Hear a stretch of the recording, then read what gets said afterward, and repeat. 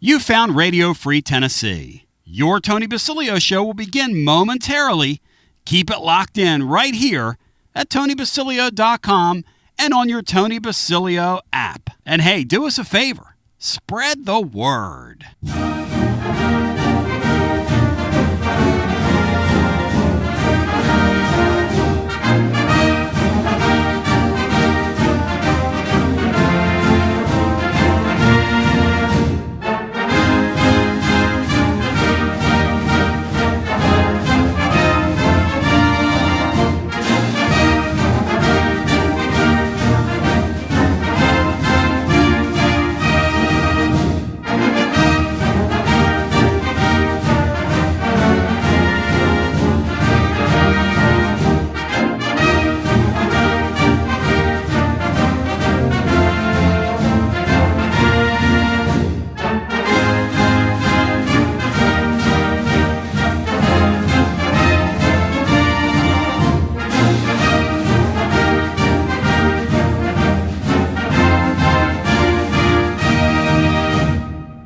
Another award-winning, thought-provoking, action-packed edition of the Tony Basilio Show is coming up next. Tips are always appreciated here at TonyBasilio.com, home of the Tony Basilio Show.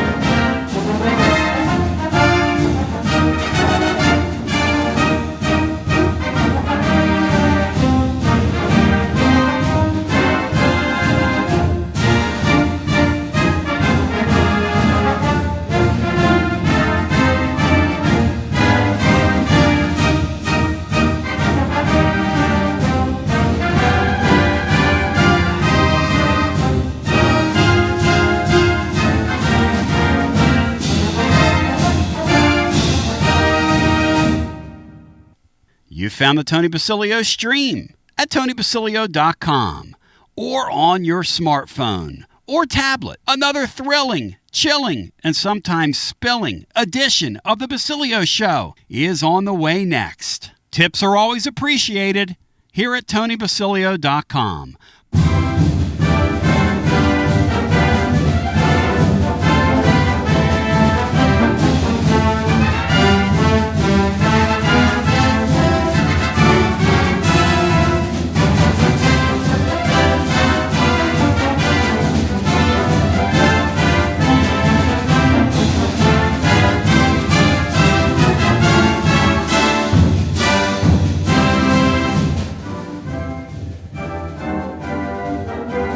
You're listening to FM 105.7 and AM 1340, WKGN Knoxville, and W289CU Knoxville, Fan Run Radio. Pretty fired up, folks. Pretty prepared today.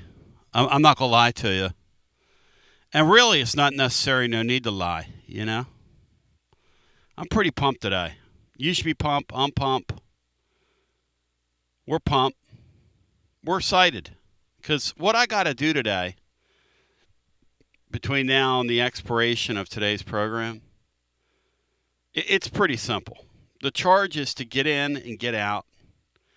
Because tonight, we're going to be on, how do you put this? Kind of late. Kind of late. And why are we going to be on kind of late?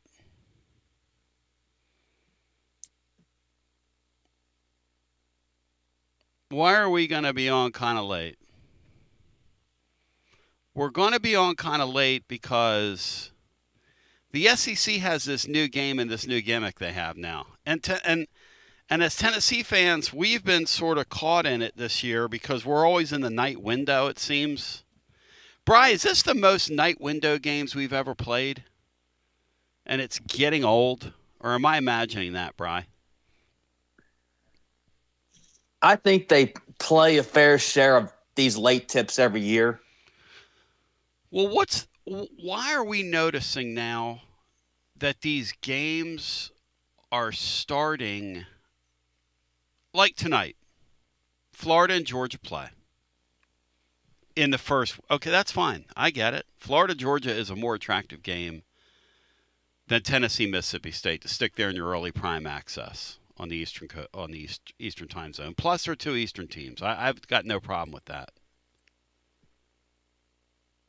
The problem is that they've got 9 o'clock Eastern time next to Tennessee start time. By the way, buenos dias to you. I'm fired up, folks, and prepared.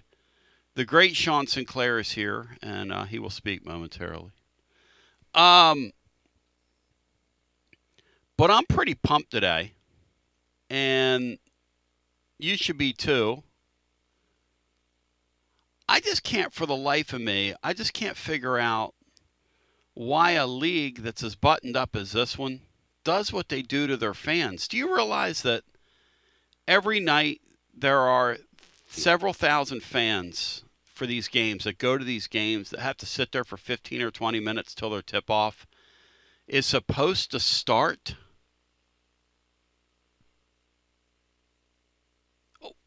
In what world do you have a ticket that says 9 p.m. tip-off, and which generally means 9:05 or whatever, and the game won't start till 9:20?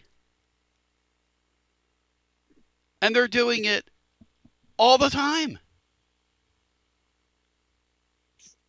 Now, of course, I'm whining, Sean Sinclair, because I'm going to be on, and Brian will be with us, and he knows this.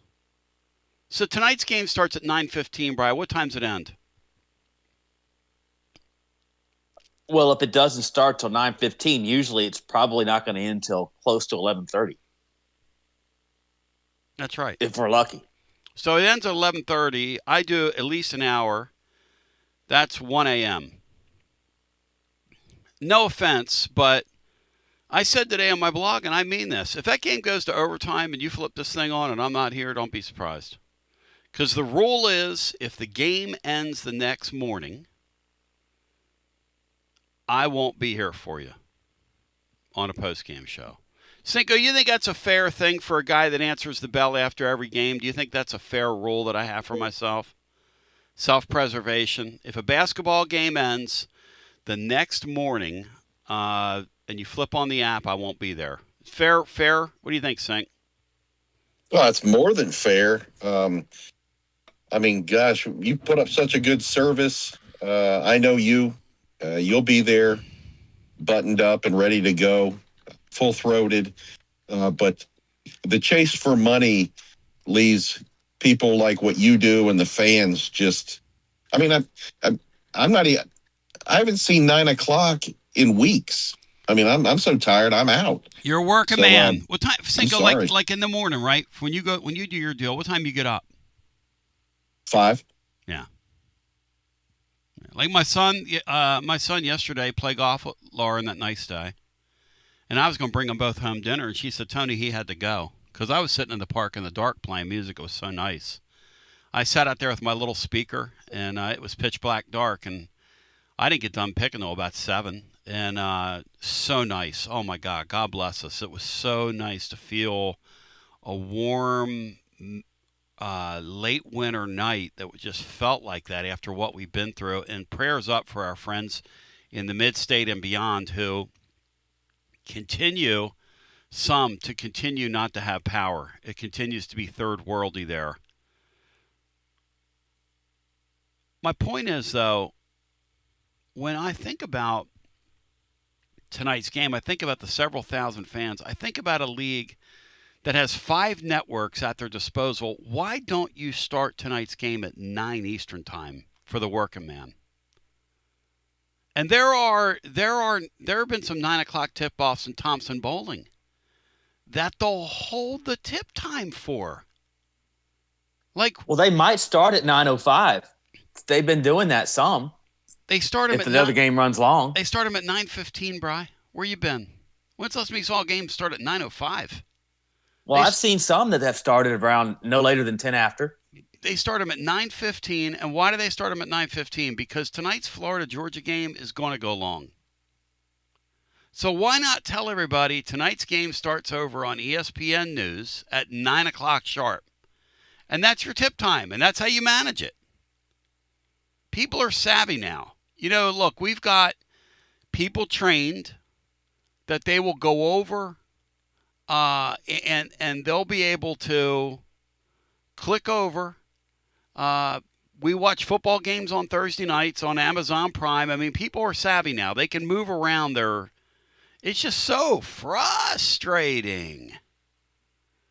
Ethan Whataburger, Ethan E. coli Whataburger says, why don't you have Bino fill in on the overtime tonight? Yeah.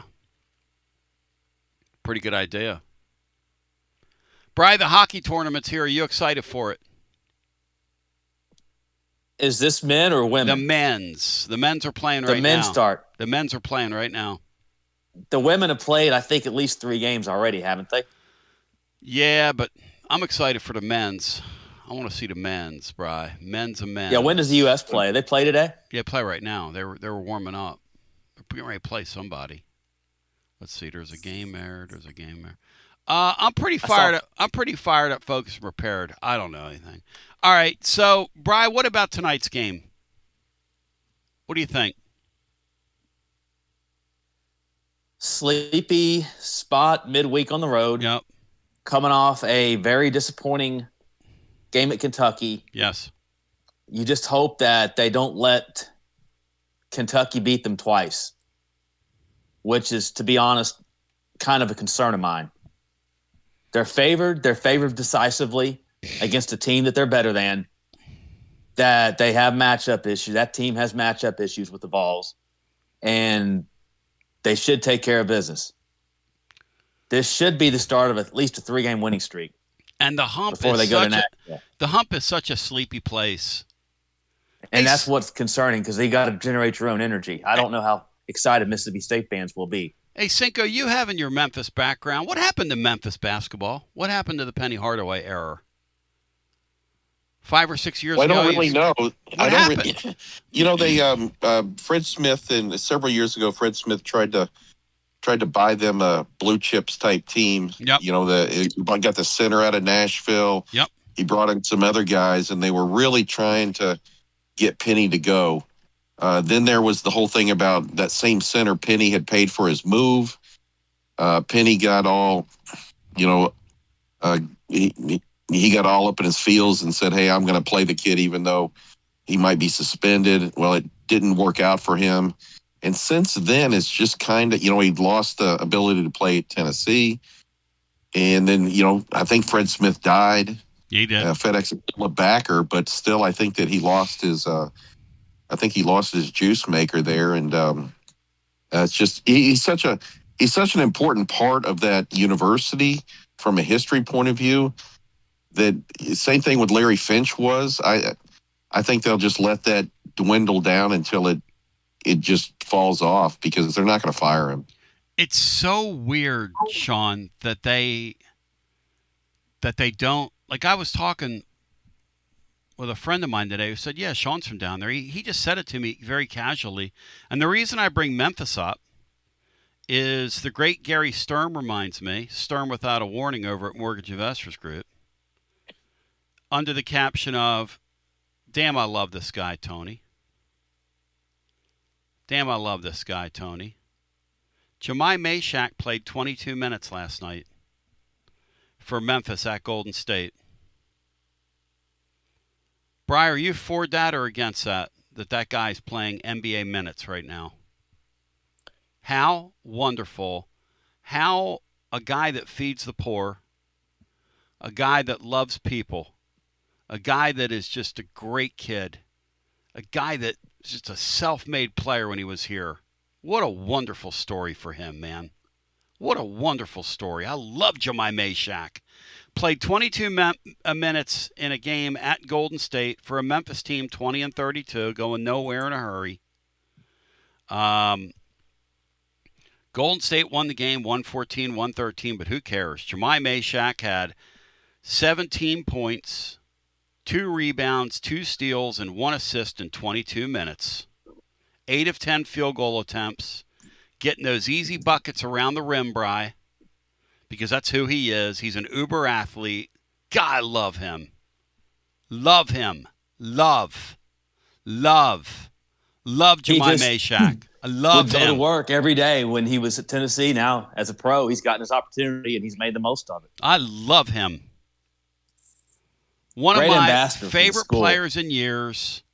Great ambassador for the school. One of my favorite, literally one of my favorite players in years here. In fact, in honor of Jamai Mashack having his breakout, we're going to do, once we get through with Watson today, we're going to do our favorites, because we're going to have a Wednesday with Watson on the things that we're going to talk about with Watson Brown. And by the way, does this warm weather, Cinco, have you thinking about baseball? 2 days away, Cinco. Will you be in the house for this new era of Tennessee baseball? Because I will be in the house on Friday. I will continue our Basilio tradition of attending the opening game with the lovely Miss Laura. How about you, Cinco? And I will quote the great, and I mean great, Peter Frampton. Yes. Do you feel like I do? Do you feel? Do you like I do? Did you ever have a talk box? Voice box or not, Yes. I will be there on Friday, taking it all in. Wouldn't miss it. And that's, yes, I'm so fired up. I'm so fired up. I'm so fired up about the softball team. Yes. Do you feel?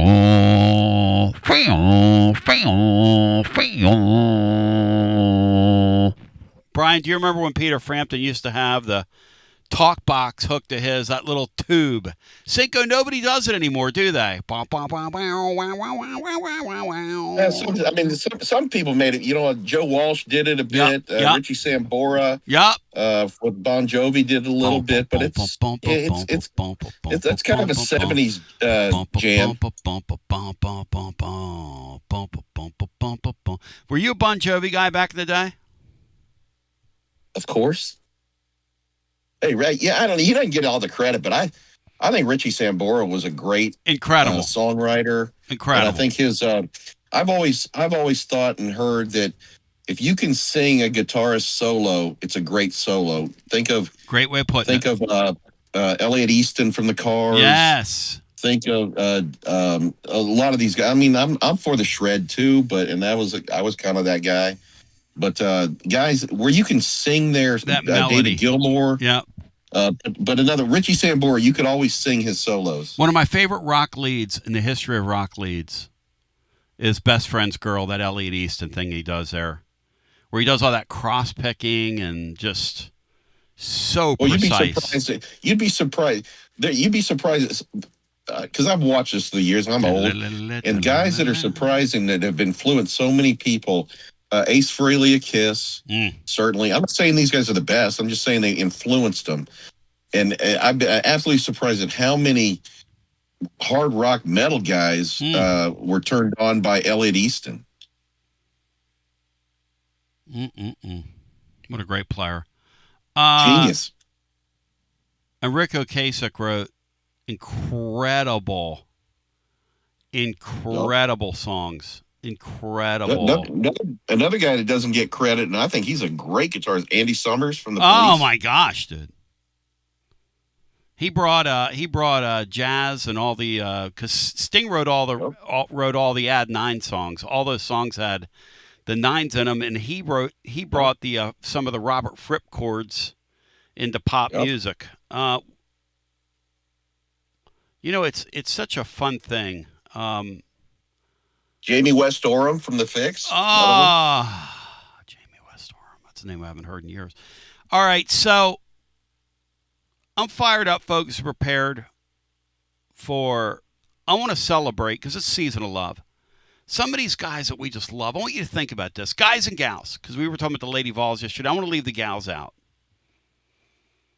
Guys and gals in hoops that we've loved down through the years, either they play for them or they play for us.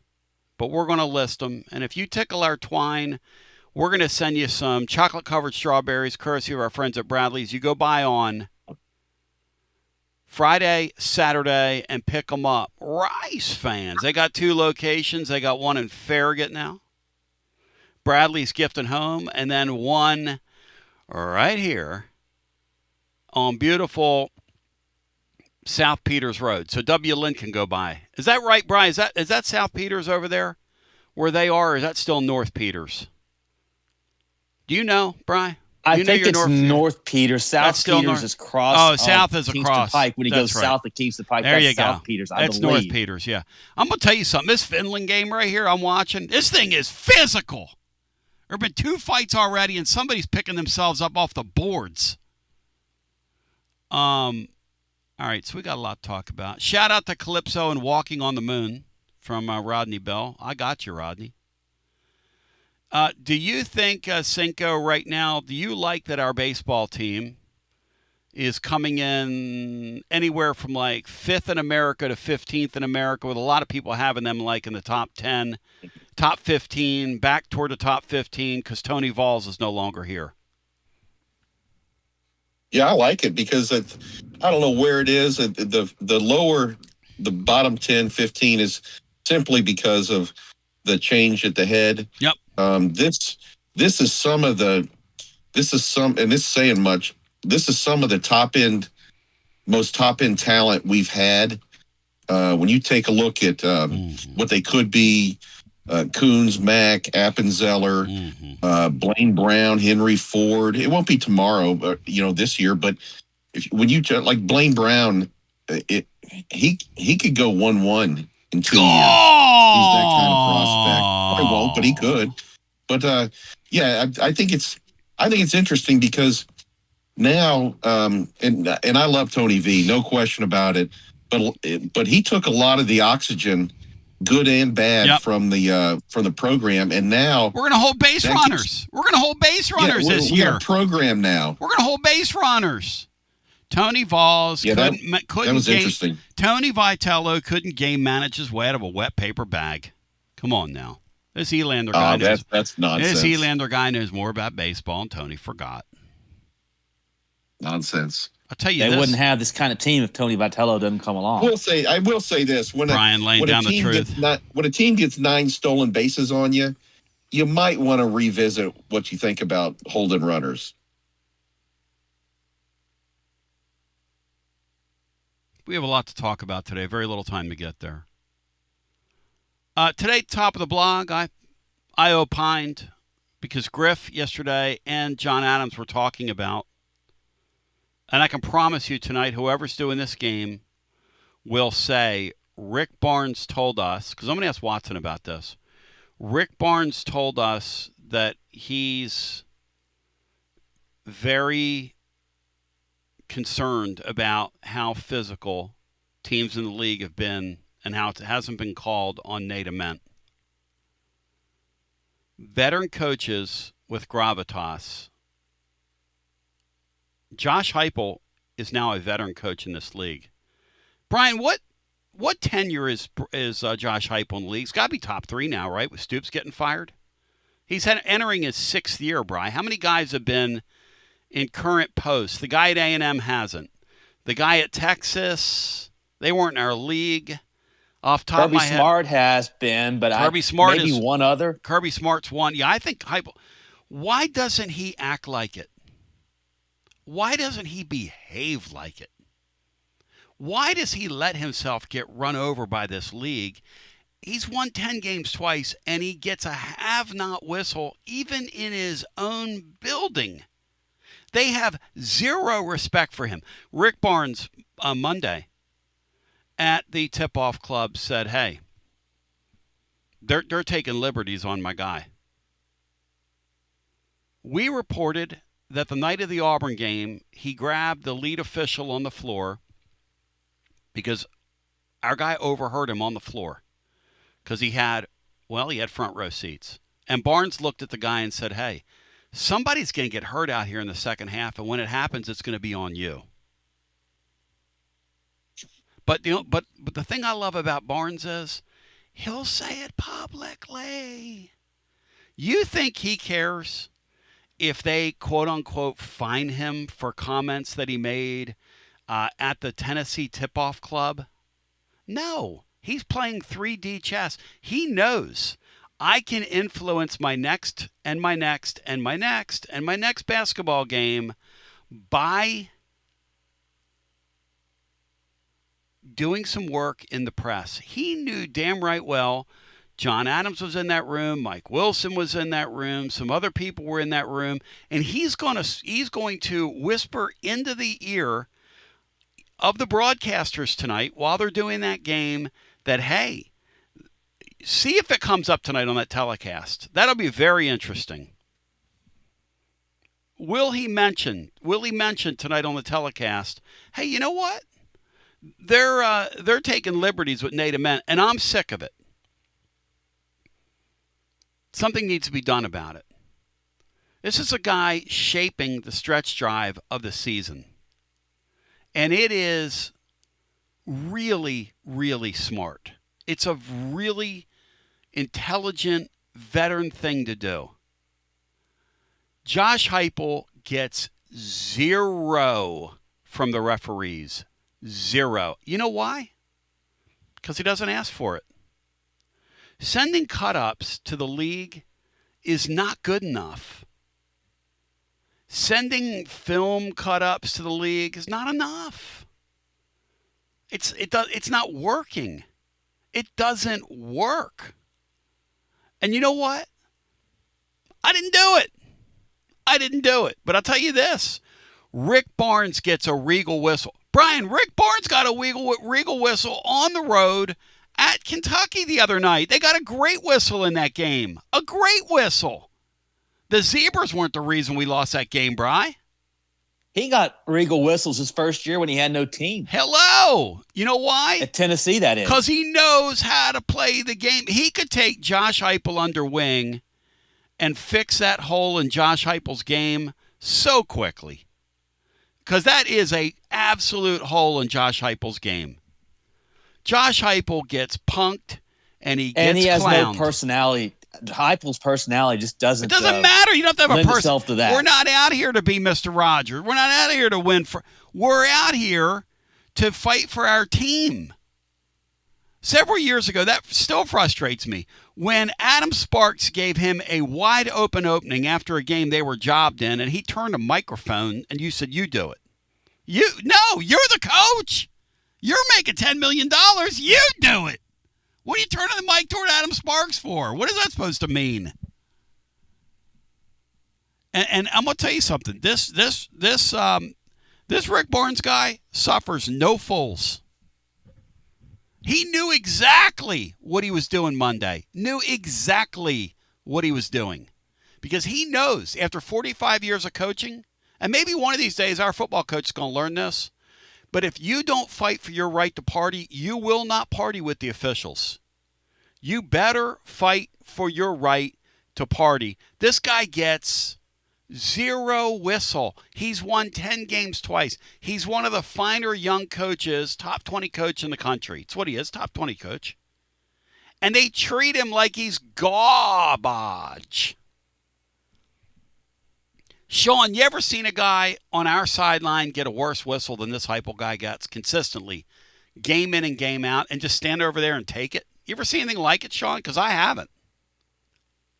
Not given his, his winning, not given his record.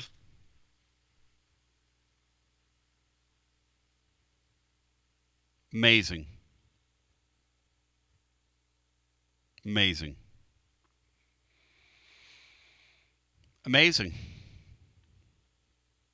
I still remember Kirby Smart last year talking the officials out of him calling a timeout. Exactly. He clearly called a timeout. Kirby Smart is a lot like Barnes. That's a sharp, sharp guy, man.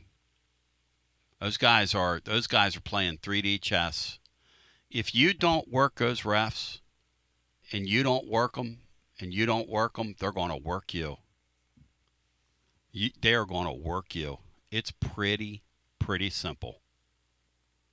So, 865-200. Well, never mind. The great Watson Brown's going to join us on the other side.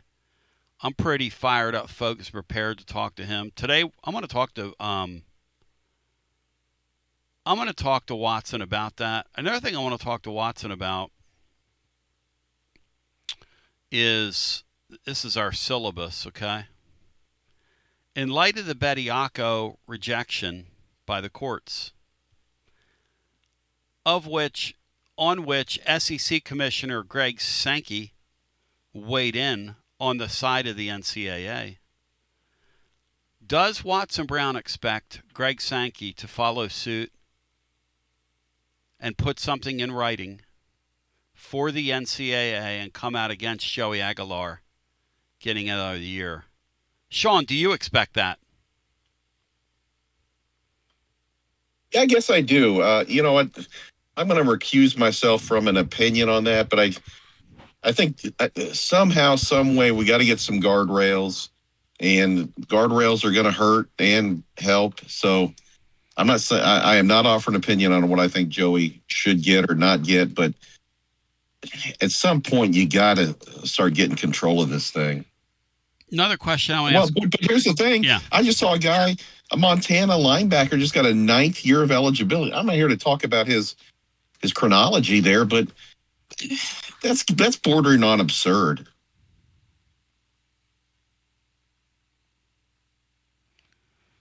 Another thing that we're going to talk about, you can bring that up to them, these older players, because the coaches are going to go get the older players. If Bediako's thing would have stood, which I thought I saw a report that it stood, I erroneously said that on Monday, but there's so much like misinformation out there, and things you see on Twitter, people putting fake reports. I don't know what you get out of that, but somebody got me. Okay.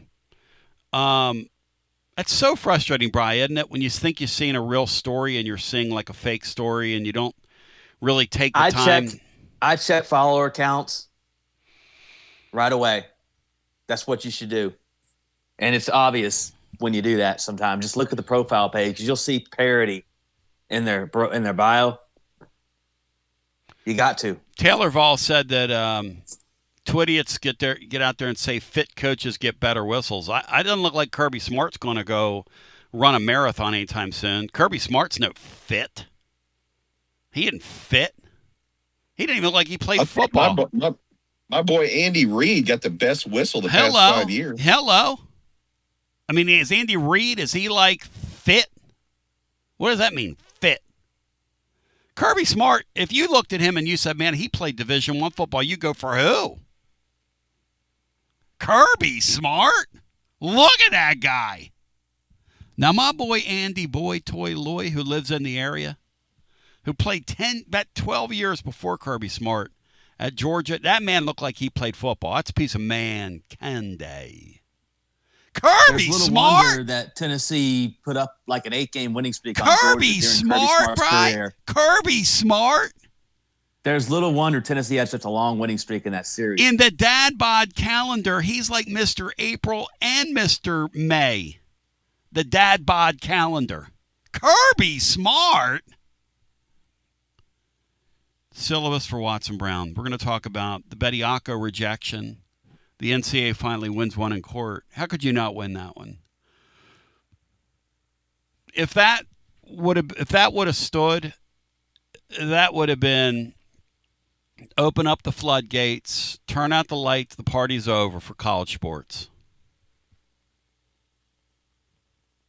So that's the truth on Betty Croco. Next thing I'm going to ask Watson Brown, how hard is it to rally your team when you get your absolute face beat in like the Lady Vols have on consecutive Sundays? Because they've got another win on Thursday night, and that's okay, against Missouri. But when they get in the squared circle with teams that can play, Bry, they are looking up at the LIGHTSs. And they are doing the JOB on the ABC. Do you feel me on that, Bry? Yes or no? Yeah, and it's so ironic that Thursday night, the past and the present are going to meet up in the handshake line Kim Caldwell and Kelly Jolly. And it doesn't appear like right now that Tennessee's ceiling has been raised from a Sweet 16 level program, which is what they brought Kim Caldwell in to do, fair or not. Another question I'm going to ask Watson Brown is, how hard is it, or is it hard, to get in front of your team when you basically call them quitters in the media? Can you lose players when you do that, or is that could that be a way for her to get their attention? I'll be curious to hear what he has for us. And then I didn't ask him because he's worn an AD hat as well as being a coach. If you're an AD and you see a coach say something like that in the media, do you go talk to them? Because I've talked to people at UT who think that there are some discussions that are going to be had with Kim Caldwell regarding what she's done here. And she's expected to have a media appearance here, and she's expected to walk it back somewhat. We'll see if she does. Apologize, maybe. Mention that she's been encouraged to do that. Now, I don't know whether she will or not, but we'll see. But I'm going to ask Watson, how would you manage it? And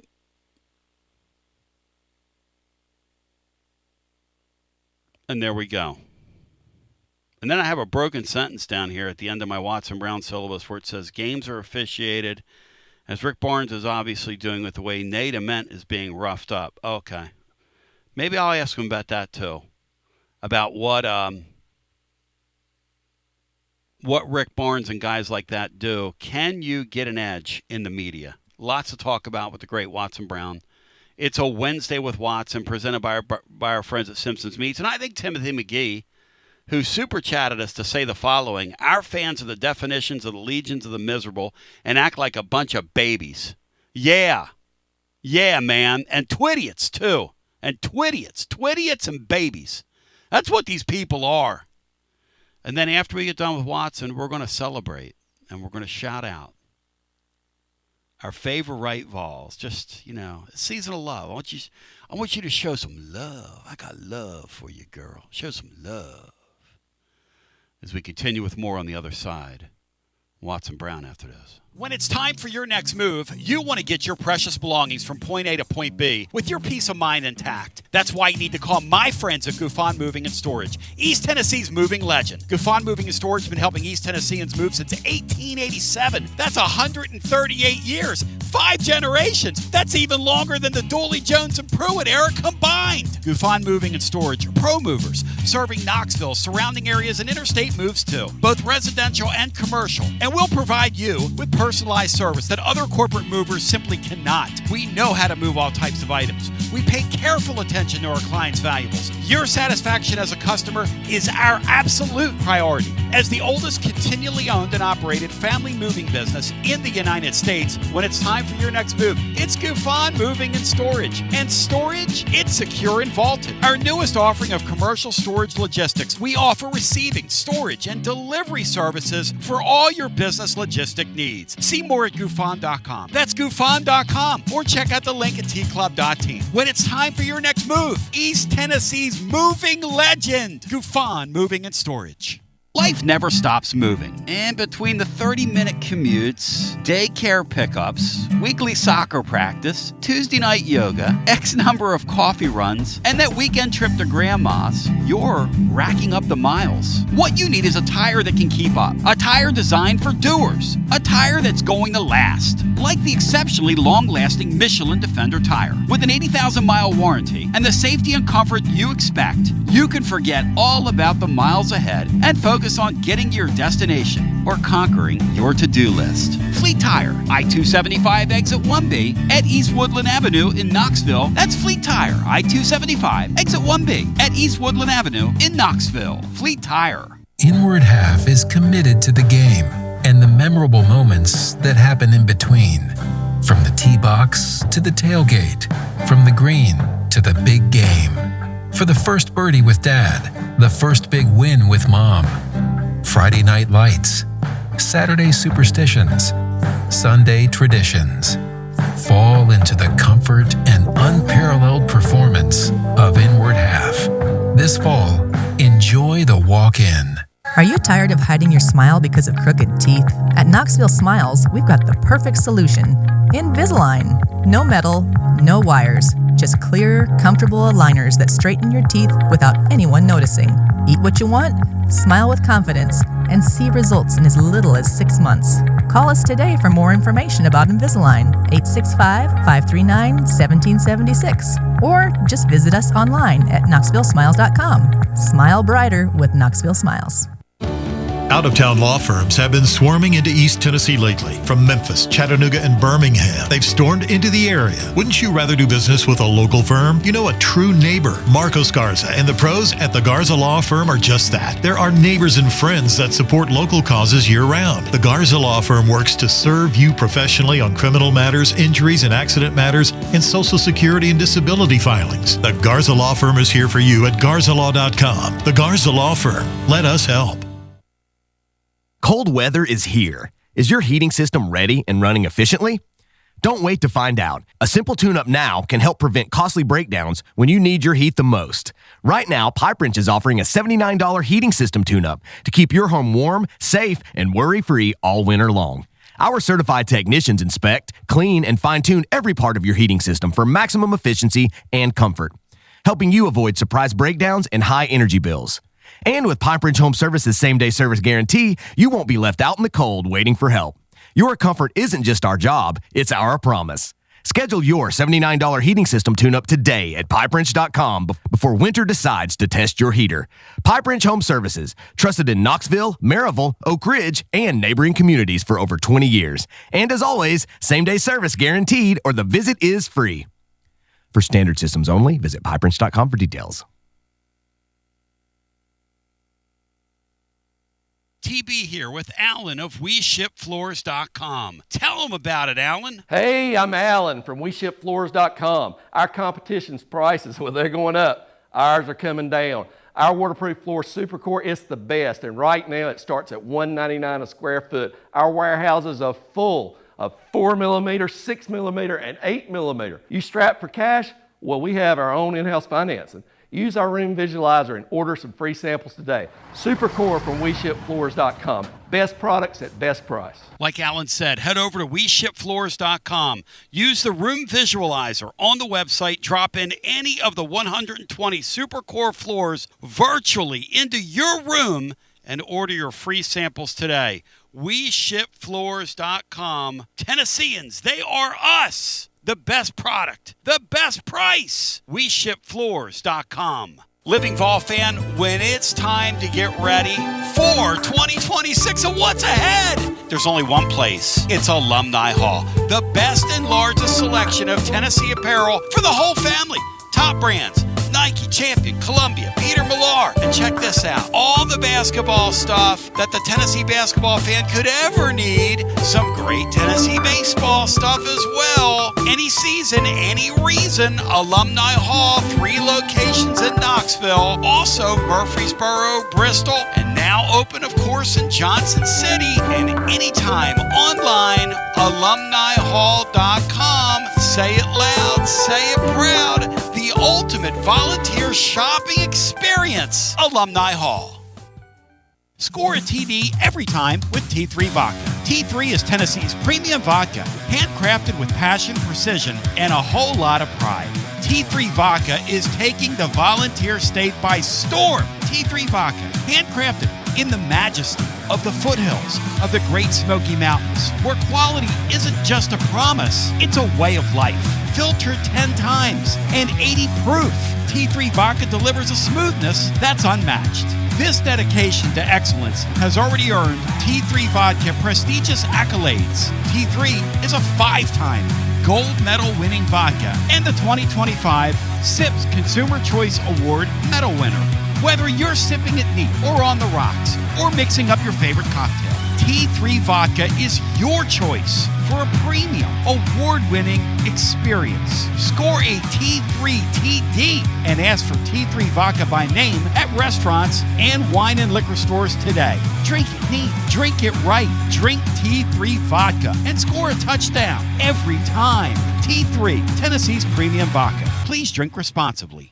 Bradley's and your Tony Basilio show are a Knoxville tradition. And these days, just like Tony B's show has taken off like a rocket ship, so have my friends at Bradley's. Sure, they still have all the delicious chocolate you're used to, like the chocolate-covered popcorn in the assortment boxes. They're now called Bradley's Gift and Home, and they have so much more than chocolate. Bradley's Gift and Home has all kinds of amazing curated gifts, jewelry, candles, and other for her gift items that will keep you from having to go anywhere else. Guys, trust me, as Basilio would say, Bradley's Gift and Home have taken it to the next level. And remember, Bradley's will have freshly dipped chocolate-covered strawberries in milk and white chocolate at both of their locations, 141 North Peters Road and 138 Biddle Farms Boulevard in Farragut next to Tupelo Honey. Strawberries available February 13th and 14th. See you at Bradley's Bradley's Gift and Home. See our website, shopbradleys.com. It's unbelievable, Andy. I welcome you back. Tennessee tonight and Mississippi State in a game it'll never be forgotten by the living fan. Something's going to happen tonight. We'll never, ever forget it. I have a funny feeling. You just never know. It's a great thing about sports. Sleepy night down there at the Hump. Cinco, why does the Hump look like a dump on television? Hump the Dump. Part of it has always been the bad lighting. Kind of like I always think the same thing about Georgia. And Georgia has this new court they're playing on, Brian, where literally you have to adjust the tint. It looks like it's in the dark. Is tint still a thing on television? The contrast? I bet Watson's old enough to remember when you could play around with the tint on your TV and the contrast and the vertical hold. And go in there, Watson, and you flip that panel down on your TV and you start pulling with those fine knobs and you mess that color all up and you start arguing over the color of the uniforms. Watson, how we doing? Oh, you just brought back some memories. Isn't that great? Right there. Isn't that great? You just brought back some memories. I spent 2 years in the Hump now. Our offices were in the Hump at Mississippi State when I was the offensive coordinator for Coach Sherrill. Oh, gosh. And that place is just so different. It's built old-timey way. Yeah. It's circular. Yeah. But it is built a little different than a lot of the circular ones used to be. It's built straight up. It's very vertical. And so you're looking down kind of at the floor. And it is different, and it's very loud in there. It's kind of a dull, seats are a very dull maroon, and so you're right. Dull. The lighting's never been great, but it is a very loud place. You're probably nearly 4, 5, 6 feet above the floor, and if you're sitting on even low in the court, so it is different. Watson, I can remember Brenda and I, when we first went to Starkville, they were playing LSU, and Shaq was playing. And we got down to the floor, didn't get to meet him, but down to the floor and got close to him. My, that is one massive human being. He is just so massive. But the Hump is a special place now. Like when you go see the Wrestlers, and you see those guys up close, and you're like, I've always thought when you go see a wrestling show, they better be bigger. The wrestlers better be bigger than the people in the stands, or I've got problems when I'm watching a wrestling match because I want to go see big people. And Shaquille O'Neal certainly fit the bill as a great Watson Brown, breaking it down scientifically, moving right to left across your device, unlike any other, and through your vertical hold and in your tent. And he's unbelievable, Andy. And he's presented by our friends at Simpson's Meats. Since 1888, right on the great Jim Simpson's farm. Let me tell you something. You want to talk about doing right by somebody in 2026, including yourself. You want to talk about a great gift idea. You want to talk about gift box available. You want to talk about they can ship premium meats anywhere in the world at simpsonsmeats.com. You want to talk about over off Level Road, their shop they have there that has steaks and burgers and sausages and roast and chicken. Variety of local offerings at their butcher shop. It's just an old school butcher. Oh, it's incredible the way it smells in there. And they got the milk and the honey and the jam and the eggs, and it's all local. And my gosh, it's the best of Tennessee, and you know what I'm talking about. But the great Watson Brown's with us. All right, Watson. So the Alabama, they kind of fooled around with the NCAA, but they didn't fall in love, as the old song goes. They fell in disfavor. Brian Hartman asked a question during the break, which I hadn't even considered because I'm not a smart guy. I put my syllabus for our conversation up on our blog today. But so Alabama knew the NCAA did not want them to play this Bediako guy, okay? Should they automatically get losses now in the games that he played in now that a court has ruled? Greg Sankey has wrote a letter in favor of the NCAA and went against Alabama, which I would imagine you could count on one hand the times an SEC commissioner has gone against Alabama in this league in anything. No offense to Birmingham, but they know what they're doing having that league office down there for $1. That's the best dollar rent, Watson, that Birmingham's ever spent in their lives, giving them free rent all these years. But that's another story for another day. Do you think now the NCAA, since they control March Madness, that's their tournament, could they look at Alabama and say, you guys are not eligible now, you used an ineligible player, we can take you out of the tournament? Could they do that, Watson? I don't know. I don't know if legally they can do that. They would do it. Excuse me. I've been around the NC2 my whole life, and man, when they want you, they'll go after you. And there's no doubt in my mind that Alabama went against them on this, and they're so gun shy now anyway, and they're so upset. I mean, they lose everything. And all of a sudden here, one went their way. I can't imagine them not wanting to use that in some way. I don't think they would go past every game he played in was a loss. I don't think they'd go past that. I don't think they just declare them ineligible for the tournament now. But you throw that many losses on it, it might knock them out anyway. So I don't know, but I told y'all last week, I had a kid, and I can't even remember where it was now. It shows you how old I'm getting. But I had one at a school I was at that I was told by everybody, same kind of deal, exactly. And I was told by everybody, don't play him, even though they're letting him play right now. I would not do it. And we didn't, and ended up that we lost what we were trying to do anyway with that kid. And I can't even remember now where I was. But that's happened to me once, and we didn't play the kid. I was just told by everybody, my own personal lawyer, don't do it. Don't do it. It's 50-50 at best that you're going to win this thing. Back then, the NCAA was the bogeyman, though. Now they are. They had a lot more power than they do now. That's right. They've lost a lot of court cases since then. I think I was told they have yet to lose a court case back in that day. Yes. Now they're the Washington Generals. Now they're the Washington So it is a Generals. different world. Yes. It is a different. So back to where we were. Joey Aguilar's case is going to be heard Friday, unless they move it back. But Fridays. Do we think the SEC commissioner? You've been around this a long time. Does he write a letter for the NCAA in that case, or does he stay out of it? I think he stays out of it.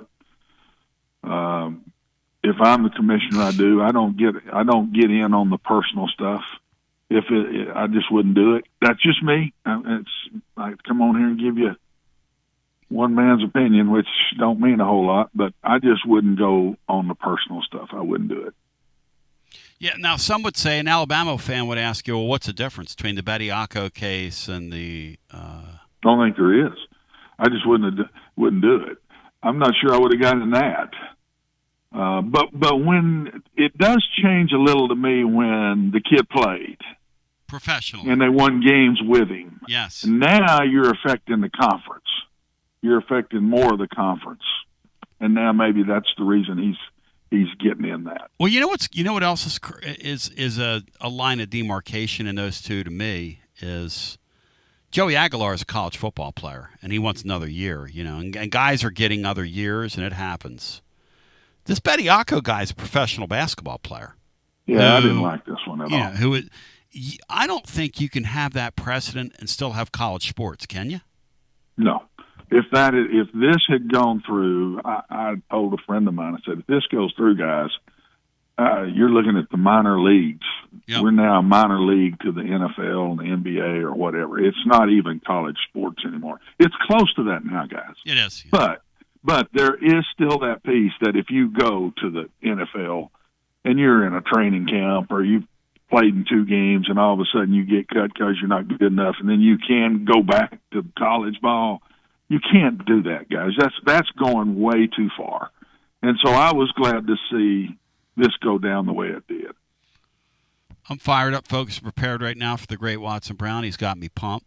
We're talking about the commissioner. Cinco, does the commissioner chime in on Joey Aguilar, or does he sit that one out? What do you think, Sean? I think given I kind of agree with Coach. I think given the fact that it's different than a pro player, he may just let the courts do that. Not what's the point of him upsetting a certain fan base or not? The court's going to decide what they're going to decide. But the pro thing was pretty low-hanging fruit, I think, for a commissioner. Yeah, that made sense. I thought it was weird that he never said anything publicly about it. He just kind of sits tight. Hey, Watson, Montana linebacker Solomon Taliapapupu gets to return next season. Watson, this will be his 9th year of college football. I don't know the background of that, but that's ridiculous.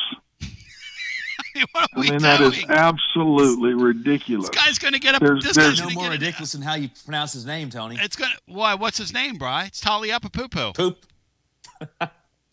Brian, that's his name. Did Tony mess that up? No, it's Taliala. Did he get it right? It's Tuliala Poo, Brian. That's his name. It's probably P-U-P-U. Tuliala Poo. Oh, God. It's Watson Brown. You've been in the South too long, Tony. It's Watson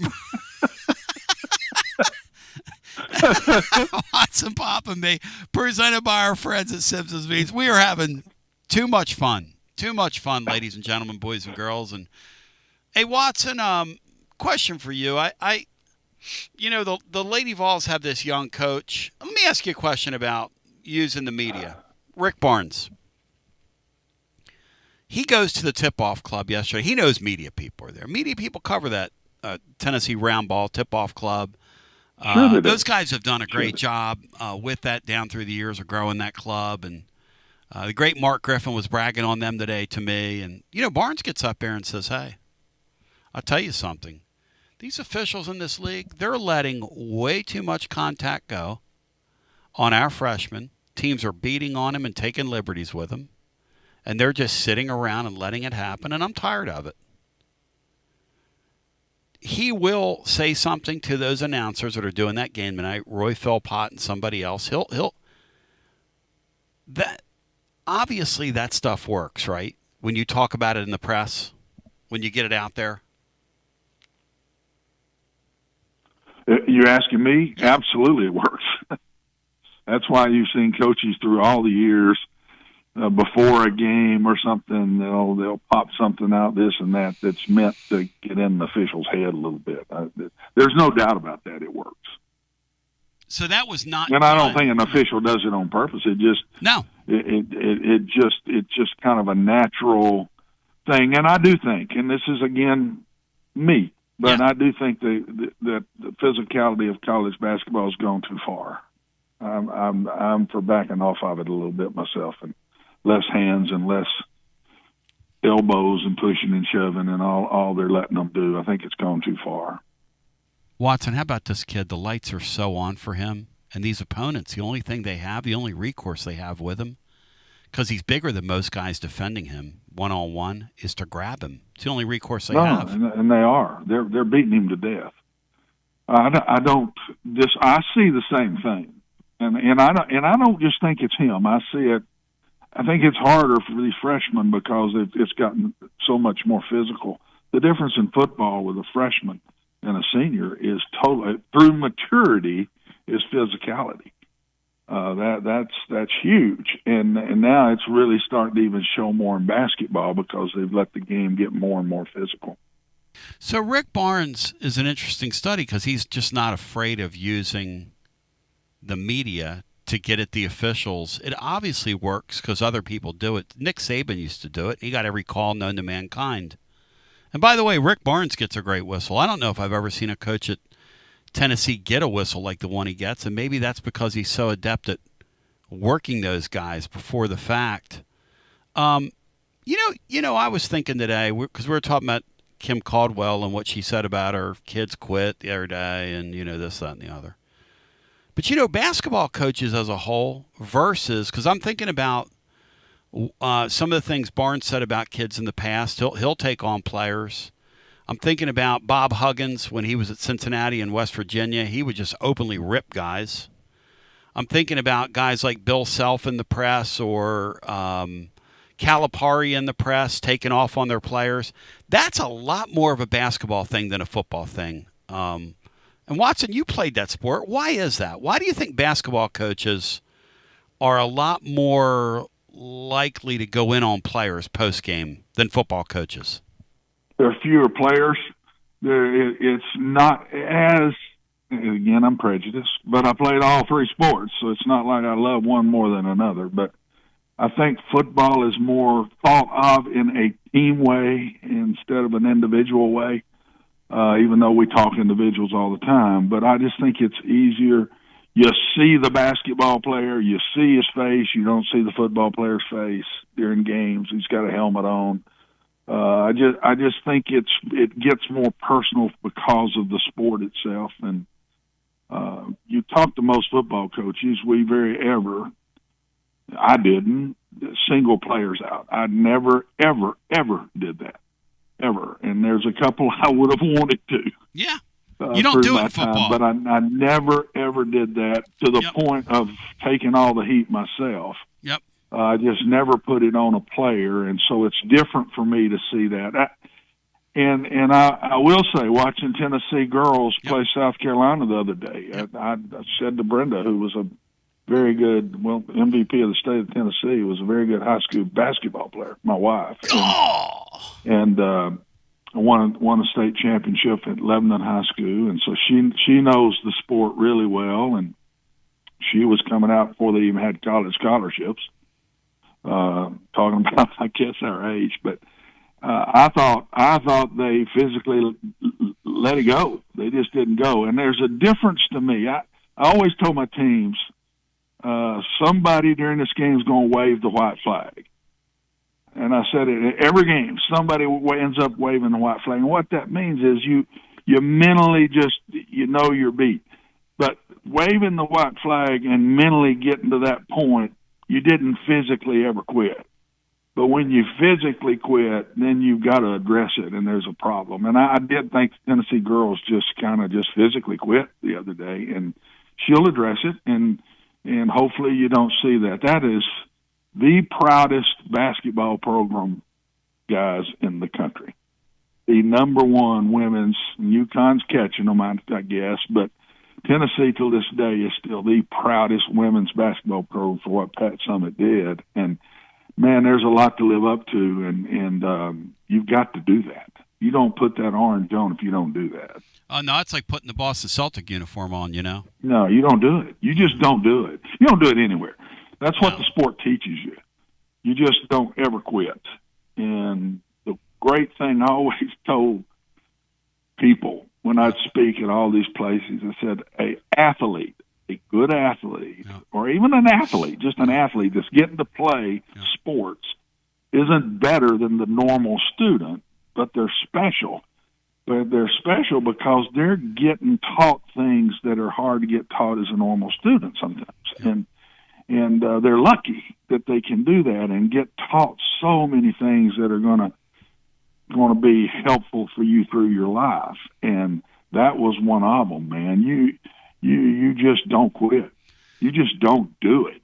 You may get beat, but you just don't quit, and you get up and you go again. And that's what sports and all sports teach you so well, and coaches teach you that through the sport. Yeah, it's tough. The thing about basketball too, and Mark Griffin's taught me this. Body language is a really easy thing to read in basketball because you don't have your pads on. I can see your face. Don't have pads on, they can see your face. Yeah, that's a big deal. Man. I can see your eye. Yeah, and you can see when that light goes out of your eyes, or like you're moping around out there, whatever it is. You can just see guys. Sometimes you check in, you check out. You can see it in basketball. You can see it in baseball. You can't see that in football near as much. Now they'll watch you close now with all the cameras and everything on the sidelines in football. Yeah. But while you're out there, it's hard to see that, and but I've always felt like the physical piece, our bodies were the third piece of the puzzle. Mm-hmm. Your brain Mm-hmm. and your heart, your thoughts and your heart have got to be there for your body to work. And if you're missing the piece in your heart of how much you care for what you're doing and your teammates and your school, and if your mind isn't right, your body ain't never going to be right. So you got to get those two pieces right before you're going to get the rest of that parts to work.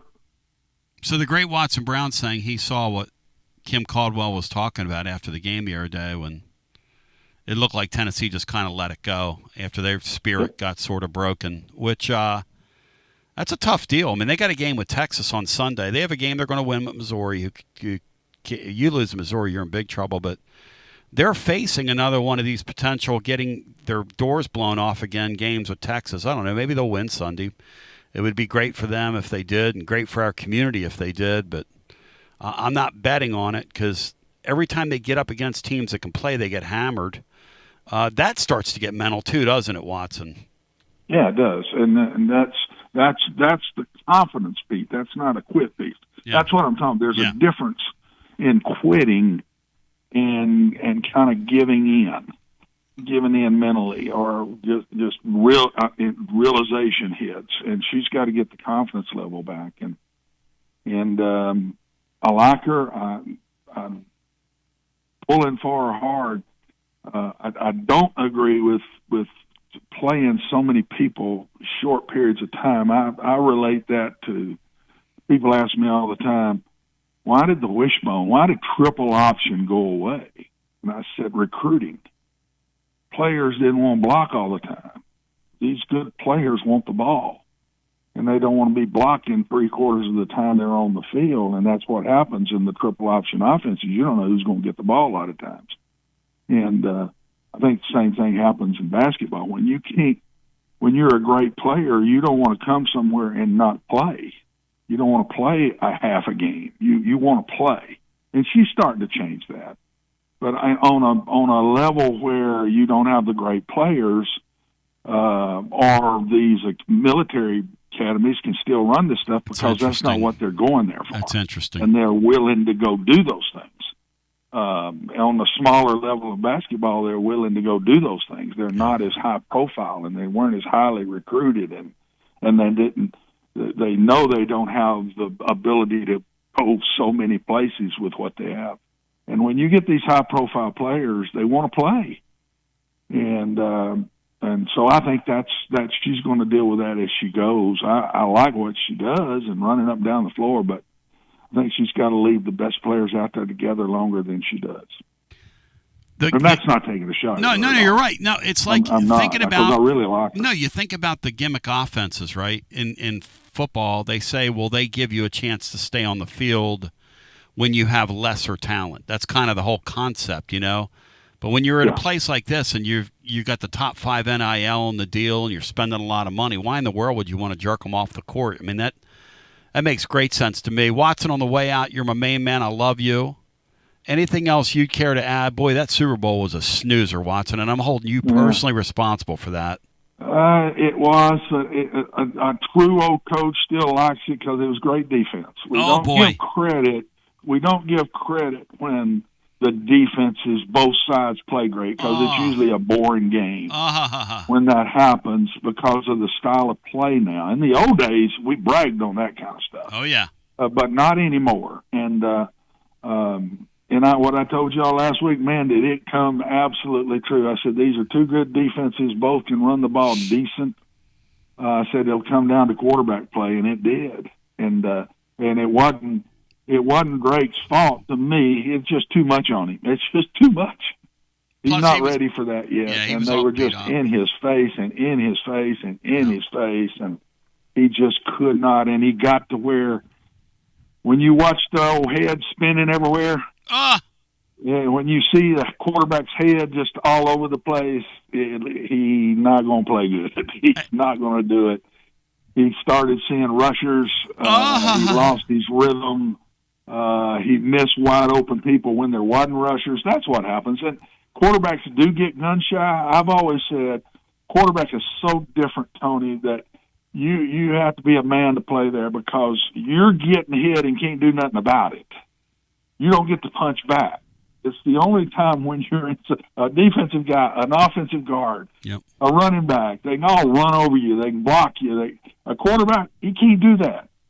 He cannot do that. So you better be a physical, a tough dude to play that position. And he got gun shy from it. And once that happens, it's over. Watson, it's over, and you will come back the next week and help it and get better at it. But that not now. It got to him 100%. I love you like a brother, my brother. You're my man, and great talking to you. Love you guys. Talk to you. On the other side, let's celebrate Mashack. I was talking to CC Hoops during a break. Mashack played center the other night. In that game, he's playing some center in honor of Jamai Mashack and his ascendance to the NBA throne. Just the fact that guy's in that league and playing right now. It was roughly, Bri, 1 year ago when he hit that 3-ball against Alabama to win, right? Yeah, that was into February, maybe 1st of March. Nope.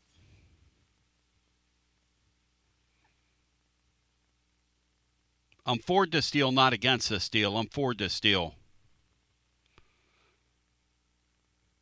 But so much interesting stuff there from Watson Brown. We come back on the other side. Look, my belief with our head football coach, if this guy doesn't learn to fight for his rights with the officials, his tenure will be remembered for winning a lot of games, and he'll be the guy whose team played like a have. And was a have that got a have-not whistle the whole time. Watson said there's a reason those guys do it. And it's a great way of putting it. Because it works. That's his words, not mine. He's only been at this about 5 decades. And what would he know?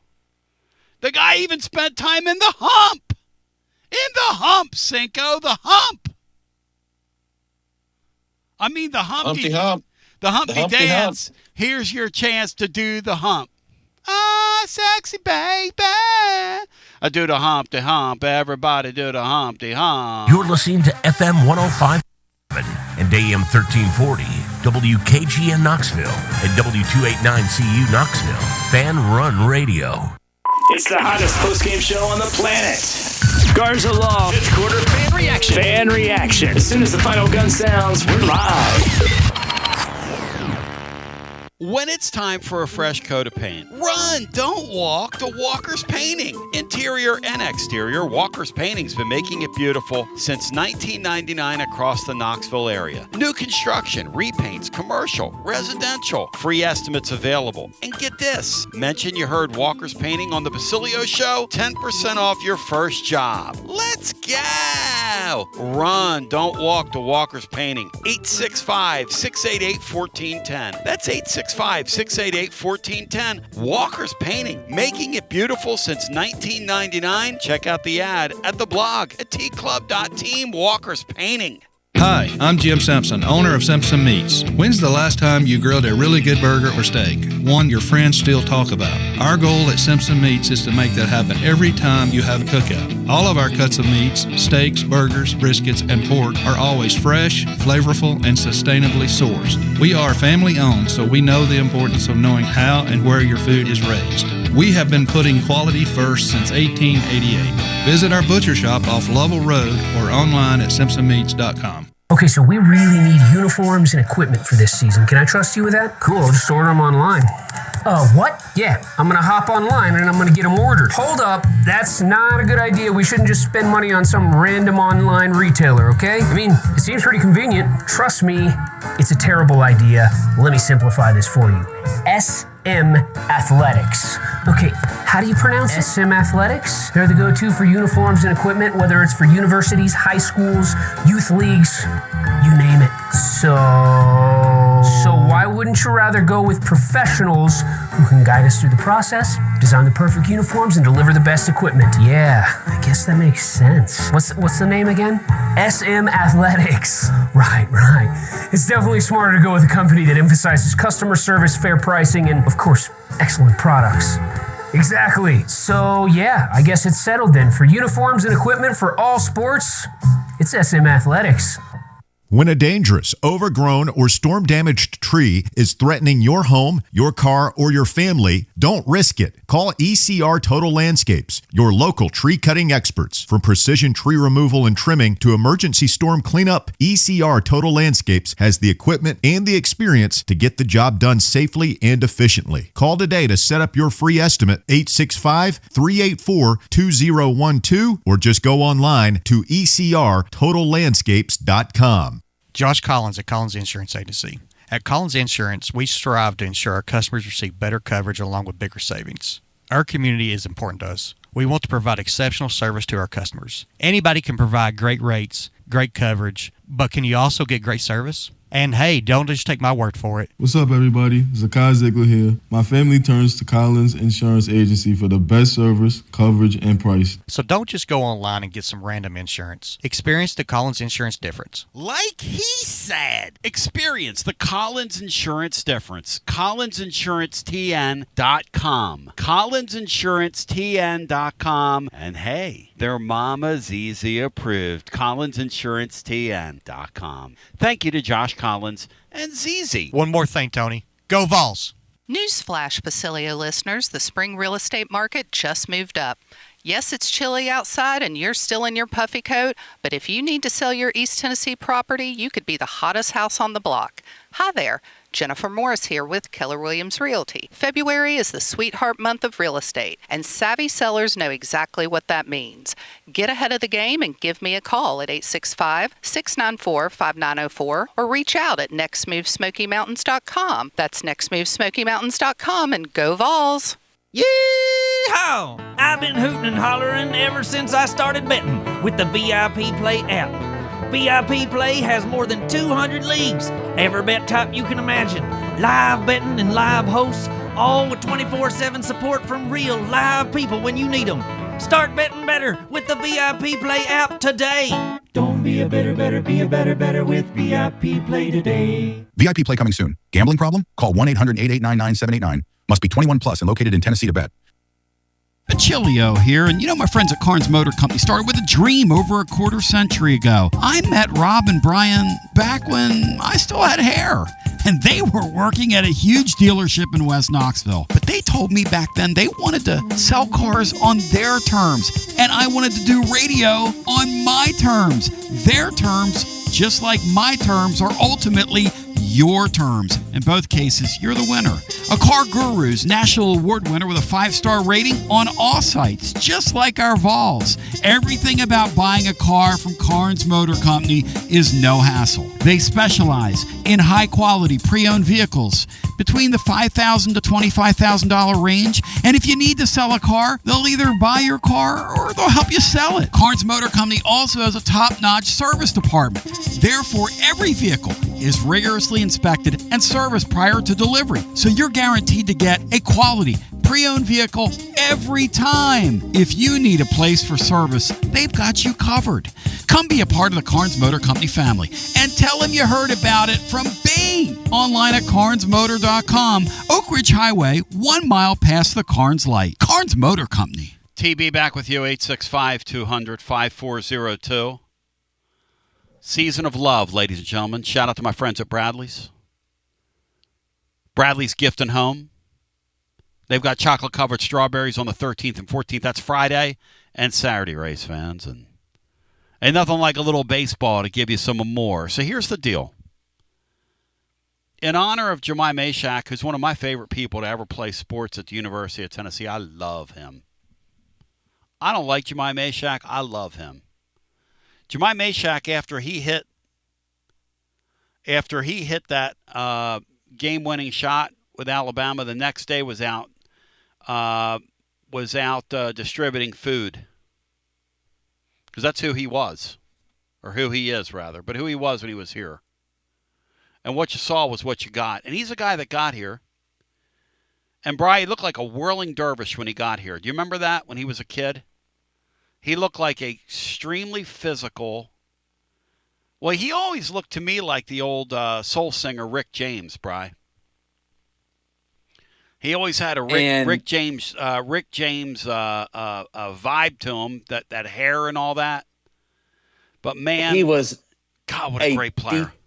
Defensive first player that developed an offensive game, and I think that's why he's in the league. In the league.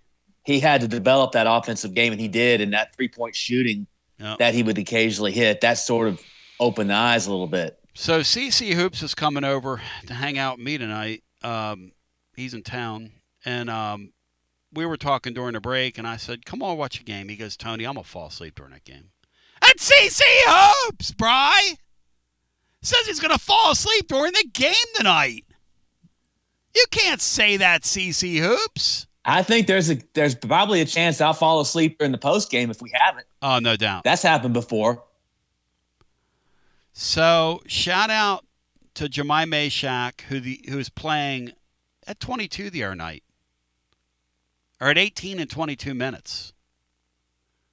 Most recent timeout for the Grizz. And look, the Grizz are going nowhere. The Grizz are getting ready to trade. I don't know if they're going to trade him. I don't know who wants him. Their troubled guard.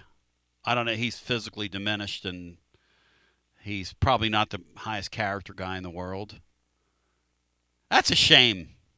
They were so close a couple years ago, the Grizz were. The late, great RMI, he loved the Grizz. Shout out to the late, great RMI. Who am I? Or am I? But Taylor reminds me, Mashack was a torchbearer at Tennessee. Complete legend. Just everything you would want a person that puts on the Tennessee uniform to be. And here's my question for you. Who is that to you? Nominate some people. Give me some. Let's make an all Jamai Mashack. When I think about this person playing here, I just love them. I just love them. Let me give you one. We'll go around the room here, and then we'll go to the phones at 865-200-5402. Again, 865-200-5402.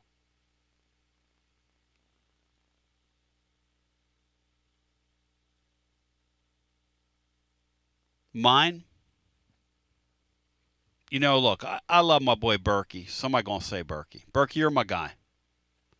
Berkey was busting my stones the other day in a text message, something fierce. I love you, Burke. But it goes without saying. Chris Burke. I mean, I got a plaque in here of Berkey from when he hit the home run against the Braves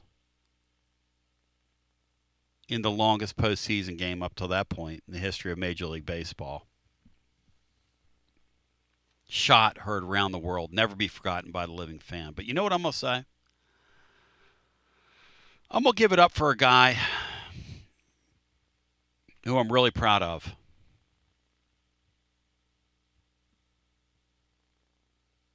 And he's become a hell of a broadcaster. And he's a wonderful representative of the University of Tennessee. And good for him, on a big platform. And good for him. He's a guy that I always told, you need to get into this business, man. He's a guy that does a radio show in the mid-state. He's a guy I love. I think he's a good dude. I loved him when he played.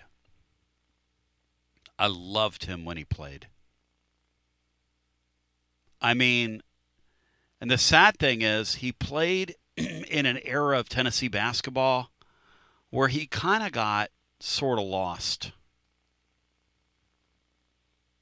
Brian, who am I thinking of? Would that be Ron Slay? That is the great Ron Slay. Several years ago, we would bring Ron Slay on to hype people up. Certain hype games. 6, 7 years ago, he would come in here and hype people to the hilt.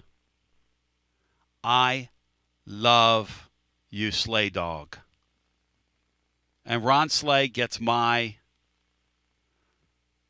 vote, and I'm going to get some chocolate-covered strawberries at Bradley's. I'm going to get on that list because I named my guy. So if you name one of, I have a list of 10 guys here, and if you can give me one of the 10, you tickle the twine, or you just give us somebody that you really love and the reasons why, and we love who you love, you can win some chocolate-covered strawberries from our friends at Bradley's. The number is 865-200-5402. I just think it's great. ESPN's starting to use him now, as Lieutenant Mark from Colombo points out. I love Ron Slay. Back in the old Twitter Spaces days, we'd see Slay pop in. You'd see him on there. Slay would pop in the old. Back when I would look at Twitter, so I'd really look at it, see who's in there. Now the way our apparatus is, I'm not looking at it. But guy, I love him. I love him.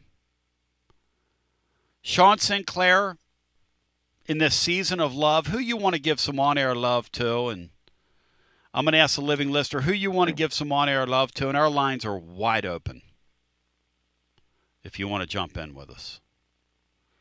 I'm not nearly the basketball guy you guys anybody, are. Anybody. It doesn't mean basketball. Be any player. No.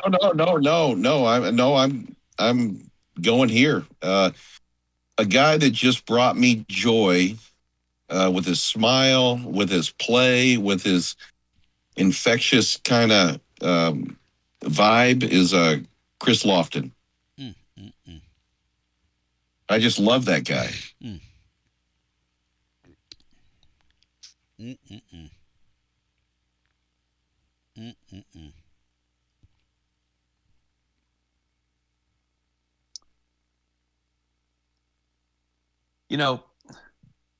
Mine would have to be a Dane Bradshaw, who would do just about anything you would ask him to do, and usually did it well enough to be a major contributor.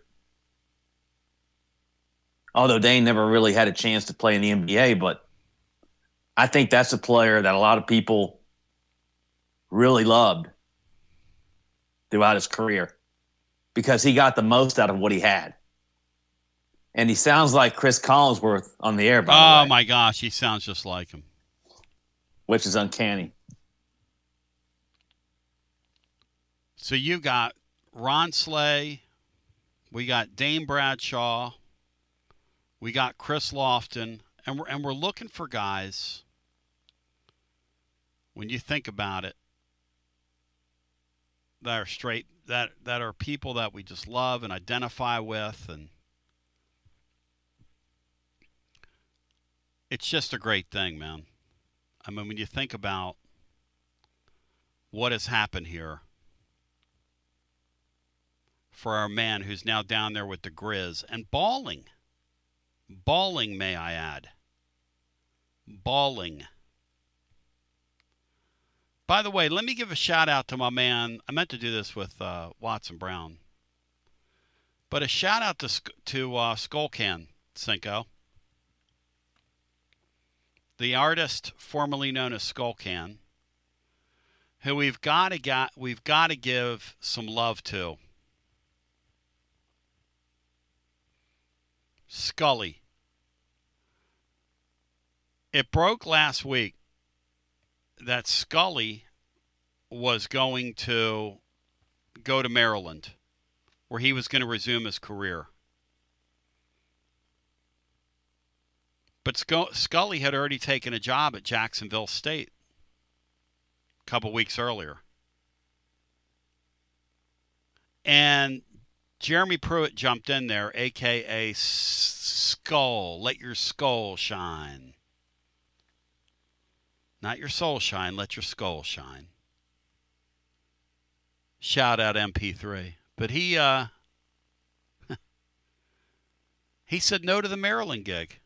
He said, I'm going to honor my word to my friend who decided that he was going to take him with me and give me a shot back in college football, and I'm going to stay with this. I'm going to stay in this lower division here for less money and not take the Maryland appointment. Sean, how many guys would have done that in that profession?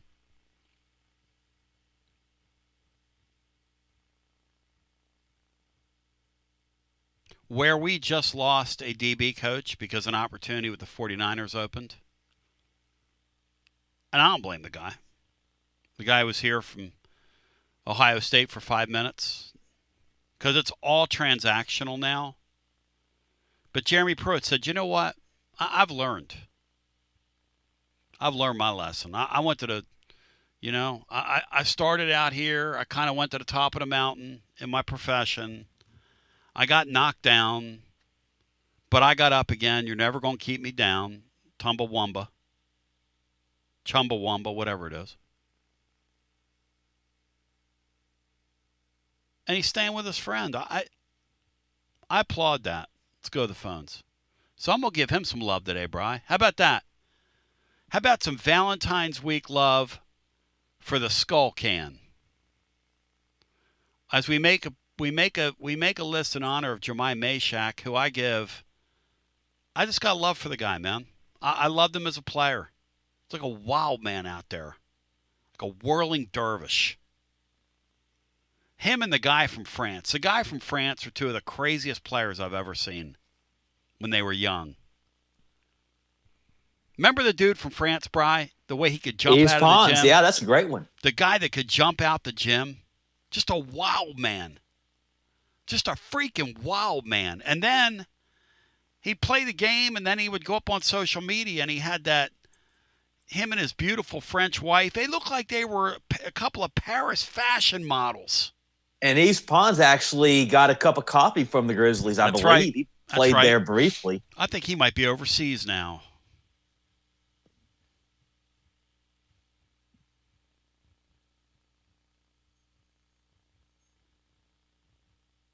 Go to the phones. 865-200-5402. Get as many people in the mix and in the hunt as we can. There are so many people you could put on this list. Those baseball players in recent years, and Berkey, you're always my Valentine, brother. Berkey, if you were any more my Valentine, brah, you'd be like Bobby Valentine to me, or Ellis Valentine. But Berkey, you're more like, and you get your Google out, Berkey, you remind me more of Karen Valentine, Berkey.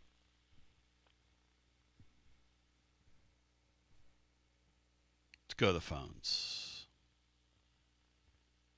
Get as many people in here as humanly possible. In the hunt and in the mix and in the mix and in the hunt. Hello and welcome in. Who do we want to send a Valentine to and send some love? And who do you put on that team with Mashack? Give me somebody. I don't need 5 people. I need one. You gotta have one Valentine in this world. Hello and welcome in. You're on the air. Yeah, Hunter from Bristol. Hey, Hunter. Good to talk to you. Hey, brother. Love the topic. Y'all have already named off some great ones. As a 6th grader, Ron Slay inspired the headbands in 6th grade basketball where I played. That's good. So that was a big deal. But going back a couple of years before Ron Slay, for me, who really got me, on Tennessee basketball, I played point guard growing up and all that, Tony Harris. I was a huge Tony Harris guy. I wore number 14 as a 4th grade basketball guy. Tony Harris was who I idolized. I would cut out the Smokey. We got the Smokey magazine in the mail and stuff that used to come back in the day. I think it was called Smokey's Tale or Mr. something Mattingly like that. would love that. Shout out the great Tom Mattingly. How about that, Tom? You inspired generations, Tom Mattingly, with your work. Loved it. And I remember cutting out things and putting up images, Tony Harris images in my room as a fourth grade kid. And, it just, his spunk, he was kind of the Zakai before Zakai, if you would.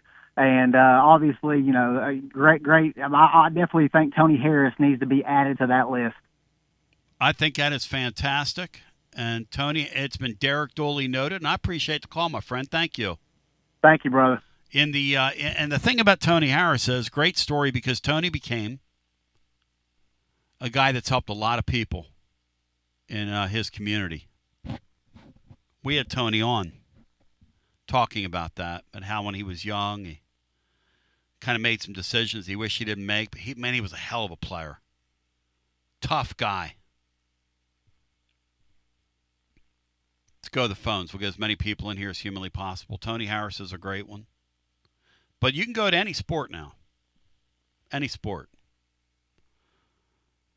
Bry, since folks said since the Lady Vols have gotten some airtime in here, Bry, nominate a Lady Vol for me. Who you got?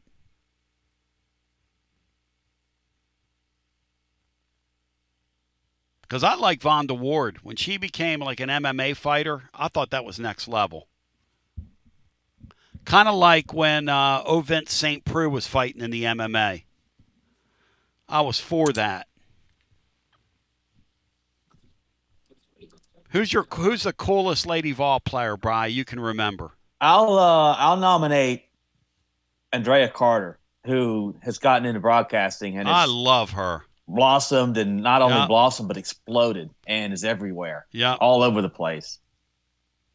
And she has a pet snake, so she gets my vote. Really? She's a pet snake? Yes. How'd you find that out, She's Bry? always had a pet snake. Huh. Cinco, do you know any snake people? I'm a snake person. You're a snake person? I was, yeah. At one time I had a collection of about 40 ball pythons. What? Yeah. Oh, yeah. Tell me about it, Cinco. Tell me about ball pythons. Why? I got inspired by this guy named Brian Barczyk on YouTube several years ago. He was so enthusiastic. He made you I never grew up liking him, but just the way he was so enthusiastic. So I got one and a champagne. And so they're interesting. They're underground dwellers in Africa, and they're relatively short. Right. And you can easily breed them and mix and match genetics. And so the patterns, you can manipulate the patterns to get different kind of variations on their scales, skin, whatever you want to call it, scales. And they're just kind of neat. They, when I had my collection when my mom was rehabbing from a heart attack, mm-hmm. and believe it or not, she would sit there and she just holding them and touching them, and we kind of bonded over that. So it's not for everybody. I get it. Whoa, wait a second. But no, I was, yeah. Your mom would hold the snake? Oh, absolutely. My daughters would, yeah.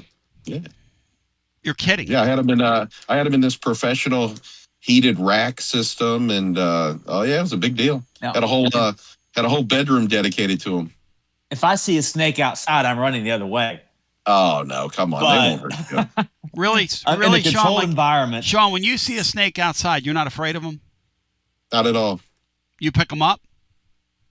It depends. I take a look at them. I mean, you just kind of you look at their head shape, and you got to know where you are. I mean, you're not going to get a coral snake here or something like that. But yeah, I don't know if I'll go Robert Irwin, but if I'm out jogging and I see one, and it's on the pavement, I'll get a stick and pick it up and move it to safety.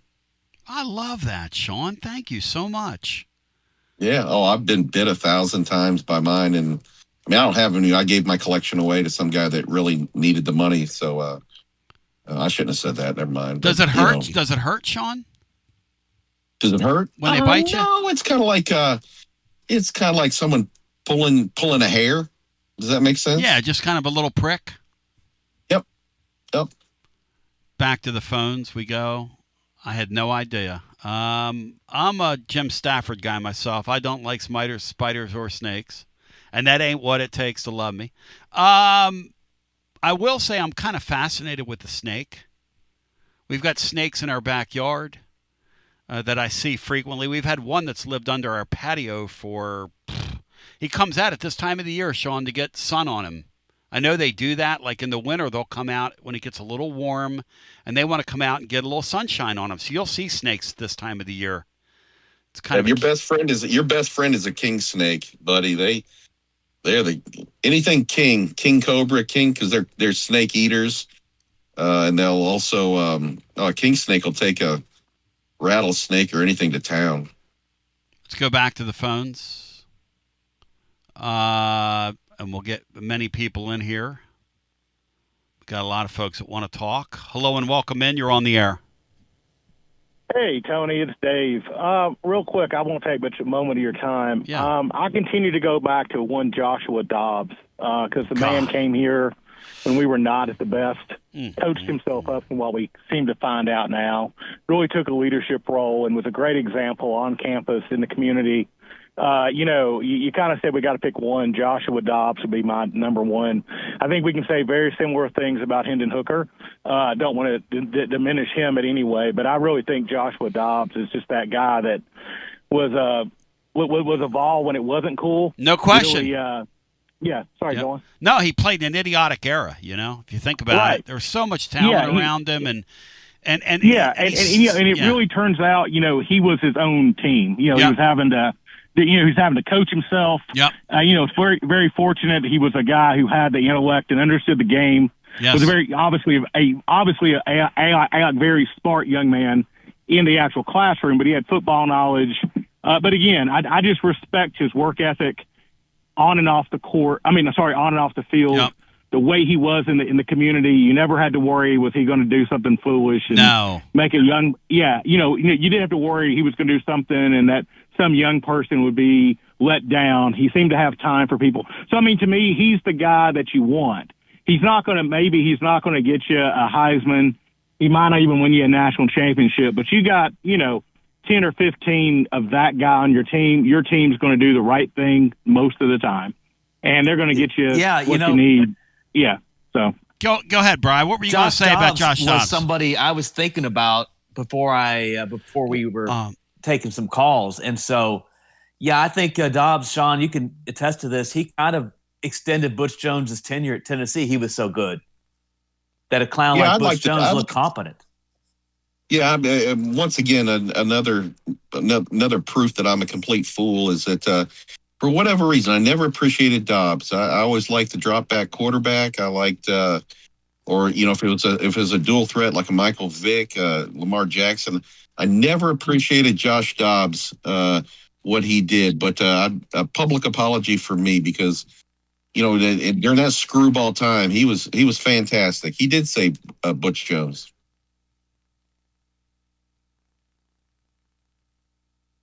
(865-200-5402). Dave was wanting to have a conversation there, and I was just trying to get his information. Dave, I love you, and I love your show. Okay. So if you want to get in the hunting in the mix, let's do it. I love me some Josh Dobbs, who, by the way, almost won himself a Super Bowl over the weekend. Except there was a simple math problem in the Super Bowl, Sean, and we've seen it here a time or two. But when 4 rushers can outplay 5 blockers, you got big problems, Sean. I don't think you're in danger of winning that game. What do you think, Sink? There's no doubt, and it's not the first time. And I'm not taking anything away from him. When Tom Brady beat the Chiefs, my Chiefs, our two starting tackles were out, and they absolutely destroyed Mahomes.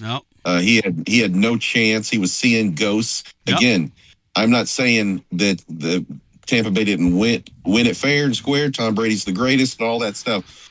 But Mahomes at that moment was at the pinnacle of quarterbacking, and he couldn't do anything. Kind of like Manning's world title in Denver when he was being held together by baling wire, duct tape, whatever came in the mail for Ashley. Shout out to Bayless Jones, who got a ring. Hey, Bayless Jones. Let's go. They got some hay. Let's go. Let's get our next call in. Hi, welcome in. You're on the air. Hi, this is Rod in Clarksville. Hey, Rod in Clarksville. What's going on, buddy? What's up, brother? Hey, bro, I was going to say the same thing about Felix Jones. It's just like an unsung hero. And great? My two picks for unsung heroes in basketball, Lady Vols, Brittany Jackson, men's basketball, Wayne Chisholm. Dude, shout out to Weezy. I love Wayne Chisholm. He got me excited when he was on the court. Brittany Jackson has a Lady Vol Nation all in a tizzy because she's been all over this coach. And she's been going hard on her online. Wayne Chisholm. Yeah, but when she played for the Vols, she was hitting them threes. She was nasty. Brittany Jackson, no doubt about it. I did basketball with her for a year on television. I did the play-by-play, and she did the color. We would call games together. Brittany is... Was she good people? Oh, she's great gal. I'll tell you what Brittany was. You know where you stood with Brittany Jackson. You knew, hey, she and I understood each other because you knew where you stand with her. She gonna call an ace an ace, a spade, and say it right to you. Don't have to worry about her. Going off on this coach. And she goes off on and she just goes crazy online, and people are just so mad at her, and she doesn't care. She's like, "Look, I'm Brittany Jackson. Hey, Wayne Chisholm, Brian, when he left here, winningest player in school history, yes or no?" I believe that is correct. Yes. Won more games than anybody, Rod in Clarksville, Wayne Chisholm, and what a great spirit, but a total winner, just a total winner. And no off-field issues, off the court issues. No, never. He was awesome. Never a hint of that. Never a hint of that with that. Yeah, Tony, I love y'all to death, man. I just want to give a shout-out to the unsung heroes. Shout out to my man. Yep, go Vols to you. And by the way, my nephew Joe weighing in. Uncle Tony singing the Humpty Hump on the radio. Not on my bingo card, but well done, well done. It's worse than that, Joe. Because I can remember the part about getting busy in a Burger King bathroom. Humpty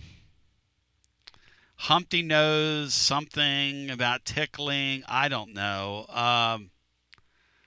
Just that's when that stuff is just so amusing to me. There was a song back then called I Got a Man. And the guy goes, how long you had that problem? I got a man. What's a man got to do with me? I got a man. I just remember some of that stuff from back then. It's just 30 years ago. It's totally amusing. 865-200-5402. In honor of the breakout and the great story that's happening in Memphis. Bri, it is worth celebrating, right? What's happening in Memphis? Is it a blip on the radar, Bri, or is it real? What's happening with Jamai Mashack? Blip on the radar, Bri, or is it real? He's on a team where he can get the opportunity to do what he did. Yep. It's his time to shine, so Tim Tebow. For right now, it's real. Yep. And hopefully that leads to more opportunities down the line for him. I'm watching this Slovakia-Finland game, and this is one for the ages over on Peacock right now. Slovakia up 2-1. These two teams are hammering each other. This thing with these high-level NHL guys out here playing Olympic hockey. Hey, have you all seen on Netflix the thing about the 1980 Olympic hockey team? Has anybody seen that documentary besides me? No, sir. Made me completely cry. Made me completely cry several times. Is that the Miracle on Ice? Miracle on Ice team. One of these. I remember that. I remember that experience. Mike Ruzioni and all those guys. Oh, Sean, it's on Netflix. It's 90 minutes long. Herb Brooks, wasn't that the coach? Herb Brooks. It'll make you cry. Herb Brooks' family's being interviewed. His kids. I gotta share something with you though that stuck with me on that thing because I have to remind myself of this. The things we say to each other, to our families, to our friends, really have consequences and can stick. There's a guy they're interviewing in that piece, and I turned to Laura during it, and I said, I don't remember this guy on the Olympic team. I don't remember him. And I knew all the guys on that team, okay? Like, I could name you the whole roster. At one point in my life, I could name you the whole roster and tell you where they were from. Those guys are absolute all-time sports heroes to me. Well, anyway, this guy's talking, and he says, I get a call. We're at the Olympic Village, and we're getting ready to go to Lake Placid. We just gotten done our tour, and we're playing with these guys, and I got a call, and I was the odd man out. I was the last cut. And I'm sitting there, and I'm watching that whole thing happen on my couch. And I'm heartbroken. Can you imagine what it feels like to be that last guy? You were almost on the ride.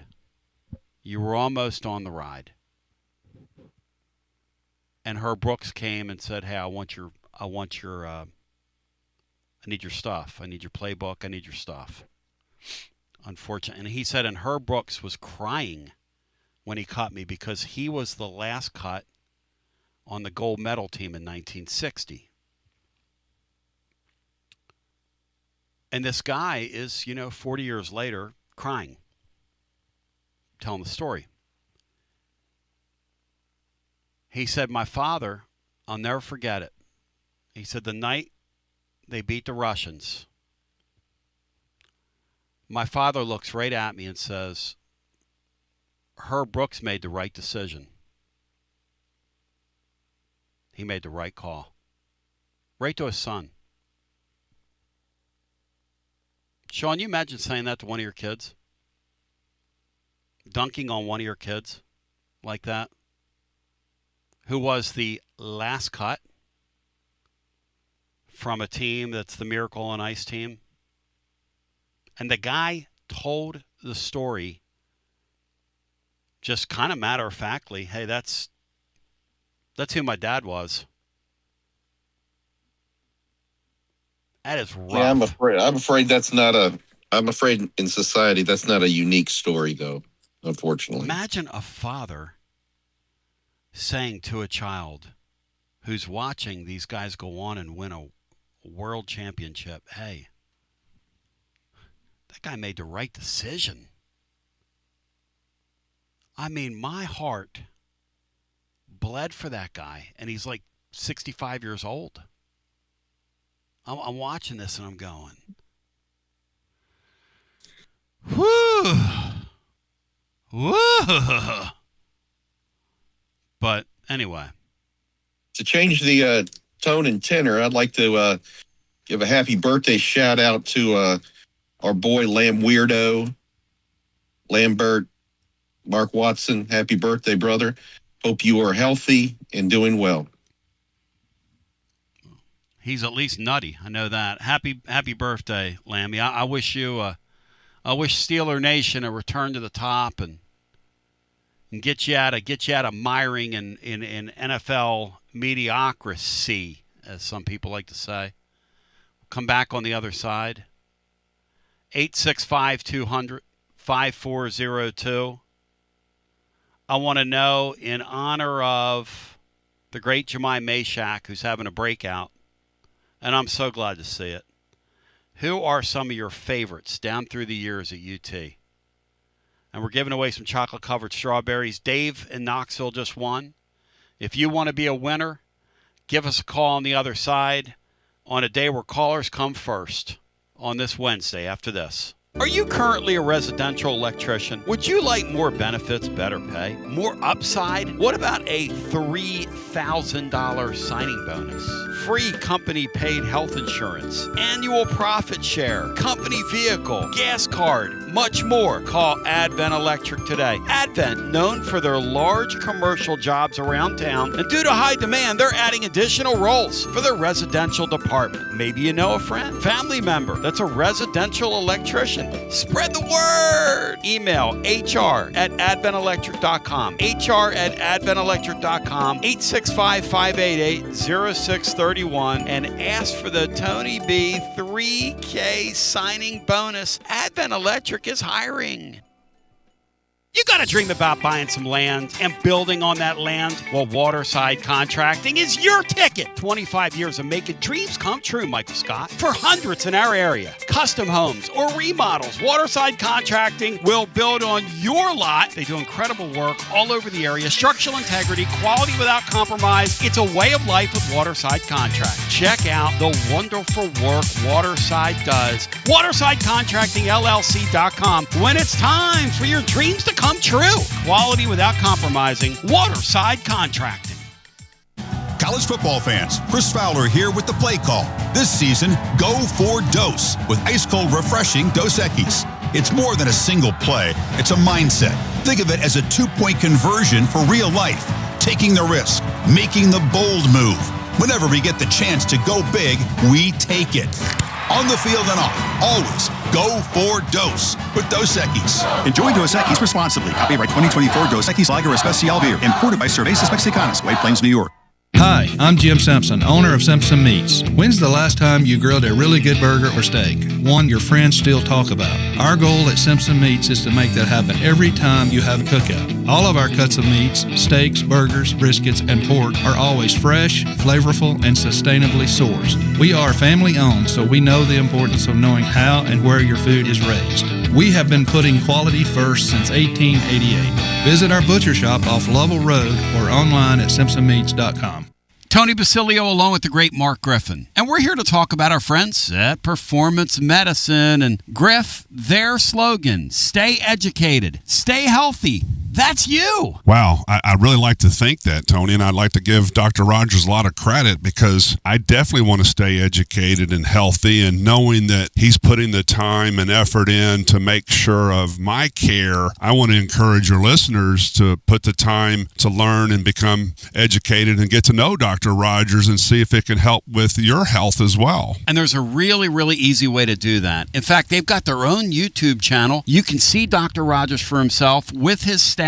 It's called The Performance Medicine Show over at the Performance Medicine channel over on YouTube. Also, more information at performancemedicine.net. To our friends in North Knoxville, a brand new location over in Fountain City, now accepting patients. So many ways to reach Dr. Rogers. And like they say, stay educated, stay healthy. Performance Medicine, online, performancemedicine.net. Located in Knoxville's historic Old City, Barley's offers great food, live music, the best draft beer selection in town, and now your new favorite place to watch sports. Their indoor projector is perfect for any weather, and they've revamped their upstairs area with more TVs to take in all of the action. Their menu features hand-battered chicken tenders, juicy burgers, fresh salads, and the tastiest pizza in Knoxville. You can enjoy their happy hour drink specials daily from open until 6 p.m. Barley's Tap Room and Pizzeria. Basilio here with my buddy, Connexio Kristen. Hey Tony, good to see ya. Connexio builds fleet technology that helps transportation and logistics companies win big. Live GPS, easy ELD and compliance tools, AI dash cameras, and asset tracking, all backed by the #1 U.S. customer support team. Want a better playbook for your operations? Visit Connexio.com/Tony. That's KONEXIAL.com/Tony. Connexio, built for drivers, trusted by fleets, and proud Vol fans. Tony Basilio here, and I got the great Chad Stockton of FC Alliance 2026. Chad, do you believe we've made it? Boys and girls teams start off the new year at big national event showcases. We got our younger kids training indoors and doing a lot of things to get better. So we're excited about what the future holds. Chad, I hear the juice behind you. I hear the kids. Your program reaches throughout East Tennessee. If folks want to get involved, what's the advice? We're easy to get in touch with. We offer players at all ages, all levels, all experience. We have a program for all of our kids that we have, and we're excited for anyone to join us. And even some Lady Vols as well. Several college players all over the country, yes? Absolutely. We had a lot of girls that we were able to watch play in the NCAA tournament. A lot of our former players made big runs through the tournament. We're so excited for them. Growing the beautiful game. In this, the year of the World Cup in North America, celebrate the beautiful game. Get your child involved. FCAllianceKnox.org. That's FCAllianceKnox.org. And Chad, thank you, man. Keep growing the beautiful game. Absolutely, Tony, and thank you very much. Preparing food for a big gathering can really take it out of you. That's why you need to call Calhoun's and check out their selection of party platters. Whether you're hosting a party for the big game, a reunion, or just an everyday gathering, a Calhoun's party platter is next level. Choose from Calhoun's always excellent chicken tenders, fly with Calhoun's wings, or boneless wings with a variety of dipping sauces, award-winning next-level melt-in-your-mouth barbecue ribs, or delicious spinach artichoke dip, or get one of each. Plus, if you're doing burgers or sandwiches, Calhoun's has lots of side dishes like spinach Maria, baked cinnamon apples, Smoky Mountain baked beans, or creamy coleslaw. Available in pints, quarts, and gallons. And to finish things off, pick up one of Calhoun's great desserts to go, including homemade cheesecake or key lime pie. Calhoun's, simply your go-to party headquarters. With 9 locations all over East Tennessee, you can order online and just pick it up. Calhoun's, one of the Copper Cellar family of restaurants, along with Chesapeake's, Copper Cellar, Corner 16, Cherokee Grill, and Smoky Mountain Brewery. Eat local, eat good. From the sunrise over the Smokies to the Saturday cheers at Neyland Stadium, Knoxville isn't just where we live, it's home. But let's be honest. Finding your perfect spot in a hot market can feel like a full-time job. Whether you're looking for a Craftsman in 4th and Gill, a family home in Farragut, or a view in South Knox, the market moves fast. You need more than a listing. You need an edge. And that's where I come in, Jennifer Morris with Keller Williams Realty. And I specialize in helping Knoxville buyers win. I don't just find houses, I find the right fit for your budget and your lifestyle. Ready to unlock your front door? Visit nextmovesmokymountains.com or call me at 865-694-5904. That's nextmovesmokymountains.com. And as always, go Vols. Bradley's and your Tony Basilio show are a Knoxville tradition. And these days, just like Tony B's show has taken off like a rocket ship, so have my friends at Bradley's. Sure, they still have all the delicious chocolate you're used to, like the chocolate-covered popcorn and the assortment boxes. They're now called Bradley's Gift and Home, and they have so much more than chocolate. Bradley's Gift and Home has all kinds of amazing curated gifts, jewelry, candles, and other for her gift items that will keep you from having to go anywhere else. Guys, trust me, as Basilio would say, Bradley's Gift and Home have taken it to the next level. And remember, Bradley's will have freshly dipped chocolate-covered strawberries in milk and white chocolate at both of their locations, 141 North Peters Road and 138 Biddle Farms Boulevard in Farragut next to Tupelo Honey. Strawberries available February 13th and 14th. See you at Bradley's Bradley's Gift and Home. See our website, shopbradleys.com. Been a remarkably fun day today on the air.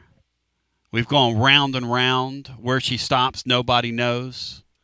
We do know that the playbook with William Patterson's up next. We do know that I'm going to do a brief, and I do mean brief, overtime segment today because I feel like it. Now, look, we're going to be on the, tomorrow, tonight, as Garza Law, Tennessee basketball overtime comes your way, over at tclub.team, wherever you find me. As soon as tonight's game goes final, it will be a thriller. Bri, what is the line in the game? The great William Patterson will no doubt talk about it. What is the line in this game, Bri? Tennessee is -7.5. Kim Pong predicts a 75-68 Tennessee win with a 75% chance of the Vols winning the game. Are you buying, selling, or trading that, Bri? I would be a little afraid to lay that many points on the road. Well, I would be really afraid to not hit this right here. William Patterson. You're listening to FM 105.7 and AM 1340, WKGN Knoxville, and W289CU Knoxville. Fan Run Radio. Thing that concerns me about tonight's game, it's very simple. Thing that concerns me about tonight's game. Very simple.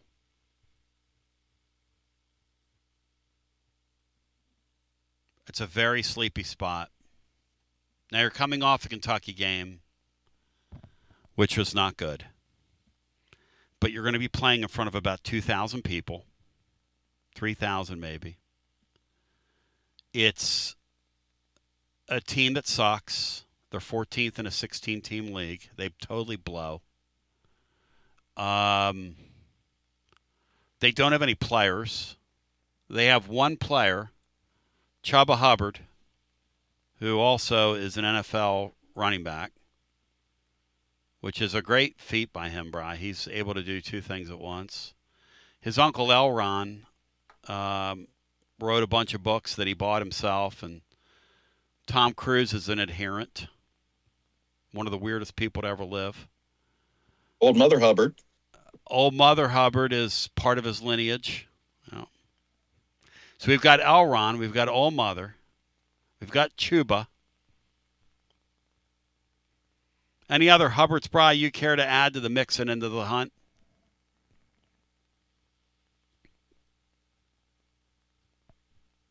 Back in the day, Cinco, we had a saying, that's a Mother Hubbard. Could we put the Hubbard in there? Could the Hubbard be a part of Hubbard's lineage, or is that a reach? I don't know. I'm not sure about that. No. We would say Trucker. Old Mother Trucker. Brother, yeah. James Taylor had a song called Brother Trucker. Oh, Brother Trucker. Little play on that.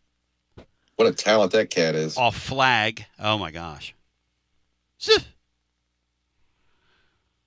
I like when people try to act tough, and they'll go, well, James Taylor, that's milk toast. Blah, blah, blah. I'm like, James Taylor, first of all, he's got an incredibly great voice.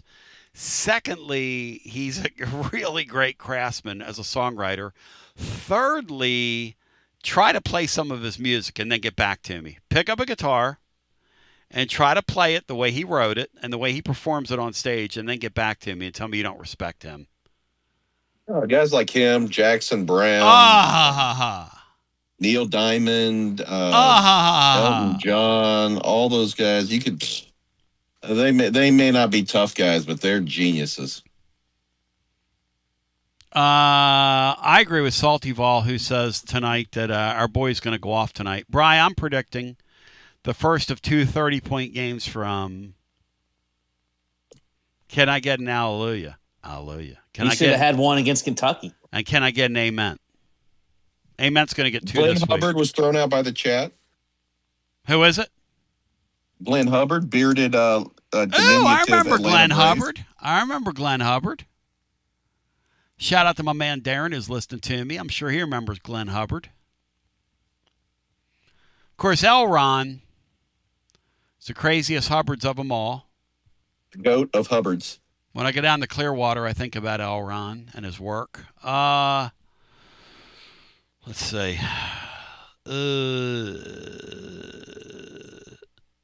Yeah, Chubba Hubbard. This Hubbard kid tonight, Brian, we're going to see is a pretty damn good player, isn't he? Yeah, he's a what they'd call a high volume shooter, streaky shooter kind of. So if he's on, he can keep Mississippi State in the game, but he could also shoot him right out of it. By the way, W. Lynn's Breath gives me a shout out for shouting out the flag today. That's a pretty good line. Because the James Taylor record flag from like the late 70s, early 80s is good stuff. Personally, one of my Desert Island discs, if you made me take one, is James Taylor's JT. That has Van Morrison, another one. I love Van Morrison. The mercurial, the odd, the strange Van Morrison. Hello and welcome Hello and welcome into our next. You mean Yusuf Ravine. Hello and welcome in. You're on the air. Gino Muppet. I don't think he wins. Does Bri, does Gino? Would he have somebody to give the strawberries to, Bri? Bri, does he have somebody to give the strawberries to? Let's get not legally, no. Go! Hello and welcome in. You're on the air. Hey, Tony Joshy boy. This show can still pop you every once in a while, can it, Joshy boy? That guy cracks me. I mean, what a absolute maroon. Yeah. So, do you think we're going to get a dub tonight, or do you think Bruins is going to do the J.O.B.? No, look, when I had Russell Dub Smith on the show yesterday, it always follows a dub. And Dubsy and I are talking about doing a watch party, a joint cigarette watch party. If Gino Adams just chimed in and said a big boy call. Gino Adams is now over on, for some reason he got moderated. Why are we moderating Gino Adams saying big boy call? Him?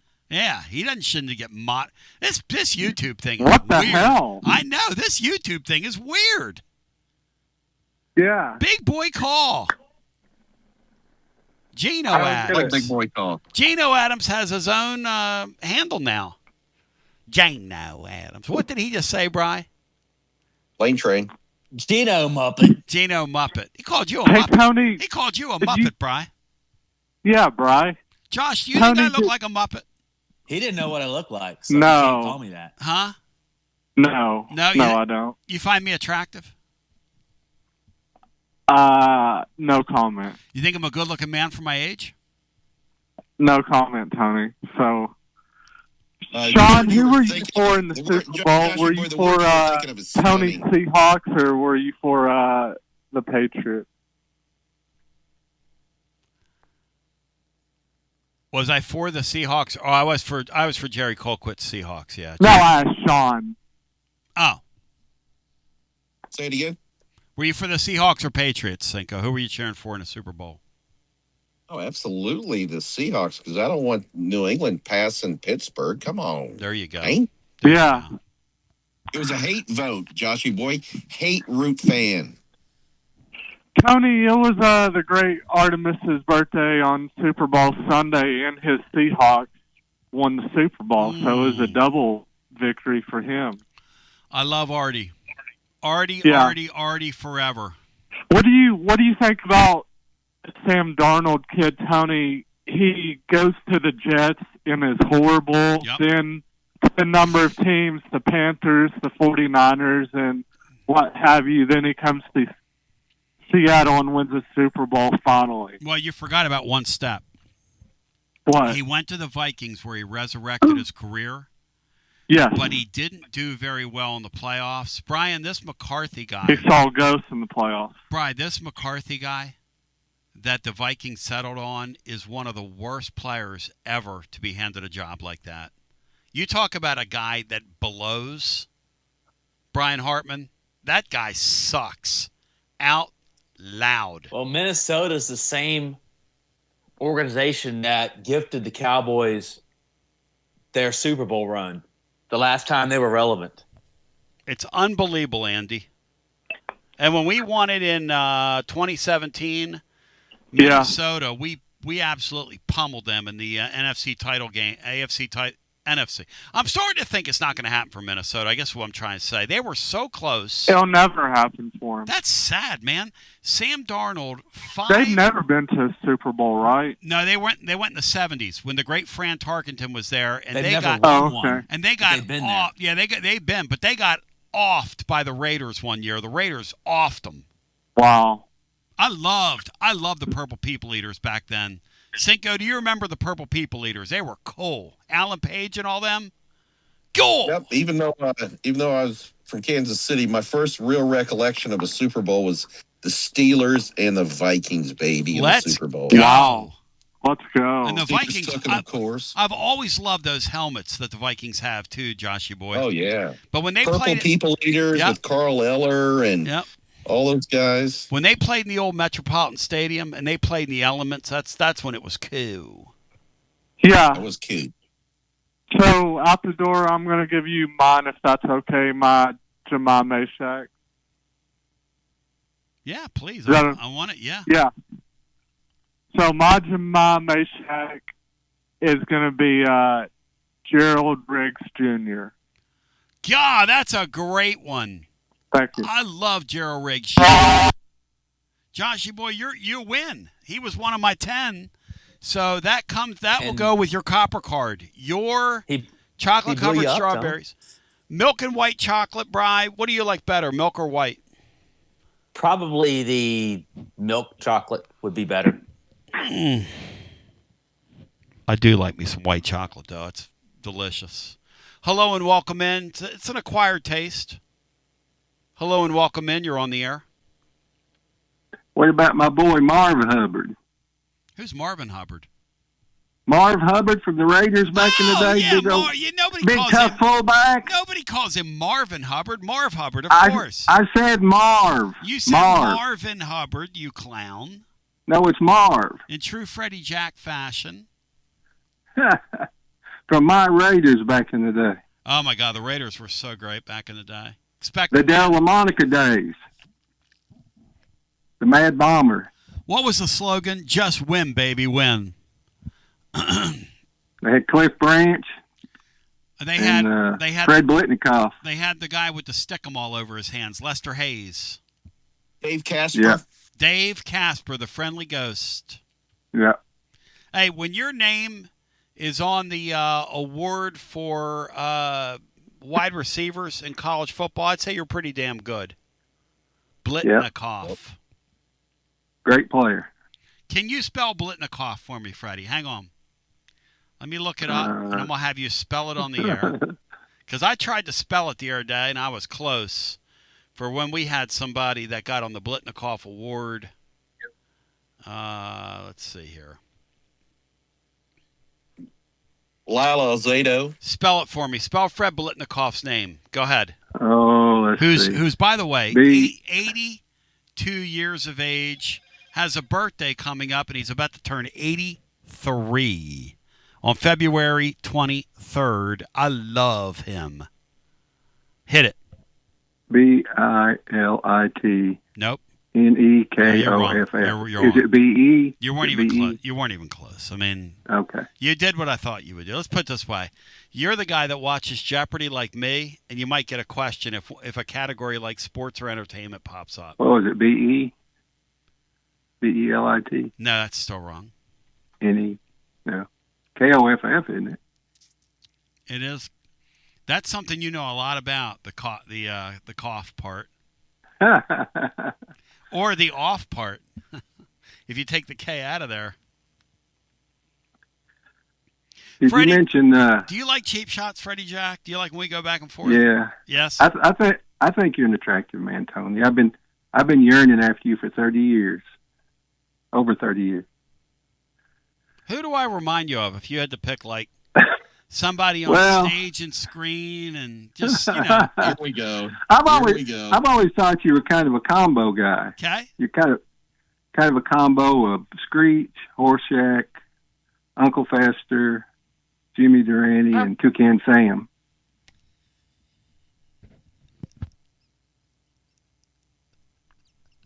All rolled into one. Hey, hey, Tony. Follow your nose. The flavor of fruit. Hey, what did that little girl say to you? I got a thing for your thing too, so don't cut me off. Well, for my player. But what did that little girl say? You saw her mouth to somebody at the Amachi thing. Oh, she goes like this. Laura and I are sitting next to these kids, and I'm, talking to them and just welcoming them to the deal. And this little beautiful little kid, she's probably 11 or 12, and she's got her sister or cousin or friend across from her. And they're sweetest kids, just so precious. And I'm asking. Oh, you do a great thing there. I know there's a lot of people involved, but you do a great thing. I'm asking them questions, about how's school going, this, that, and the other. What's your favorite thing to eat? She mouths over to her friend. She goes, he's creepy. It's funny. Oh, stranger danger, stranger danger. I would have said, hey, honey, you usually only find things that look like this at the bottom of the ocean. So, hey, Freddie, I was on Plaster's show yesterday, and he's not there. He's fighting some health stuff, but they were asking me about the Kentucky game and the aftermath, and I told them that those people were bombarding my phone, with calls, and yeah, and they get very, very tore up if you don't give complete fealty to Kentucky Nation, talk about how mid their team is and this, that, and the other. And they're mid. I didn't do it, So anyway, I started sending some screenshots. I'm sitting across from Laura the other day, and I'm like, look at some of the stuff that these people have sent to my personal cell phone. And this one guy said that when I say the word bra, it sounds like I've got a bag of D's in my mouth, okay? I send that to... She laughed so loud at that. A bag of what? The letter it begins with a D. The word, it begins with a D. Oh. We've been married 30... We've been married 35 years. She laughed so... She was crying. She was laughing so hard. A Kentucky fan insulted me. And it made her laugh. We have a lot of fun at your expense, Tony. I don't care. Like I have so much fun at my own expense, and nothing anybody can say to me will be any more negative than anything I say to myself. Oh. You know what I mean? Mine's all in love, Tony. I love you. I've always loved you. Well, 30 plus years. I love your humor. Always have. 30 years ago, I told Ray Mears, I said, this guy's going to cheap shot you. Watch him. That's an old wives' tale. I never Were did. those I great Ray days Mears. I loved Ray Mears. when I used to put Ray Mears on the air? Were those great days? Oh, yeah. Those were my favorite times in Tennessee basketball. I used to listen, had a little hoop in my room. Ernie and Bernie, all those Ray Mears years. I'm like seeking approval from Laura. I go, I think those Kentucky fans kind of like me, honey. And she goes, because I think they do like the fact that we have a great post-game show that's long.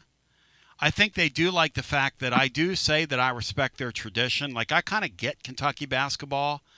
I was sort of embracing the fact that they were calling my cell phone. I tried to put a couple of them on the air and let them cuss me out. Just, little things like that. I said, don't you think they... She goes, oh, yeah, Tony, they really appreciate you. She goes, what is wrong with you? No, they don't appreciate you.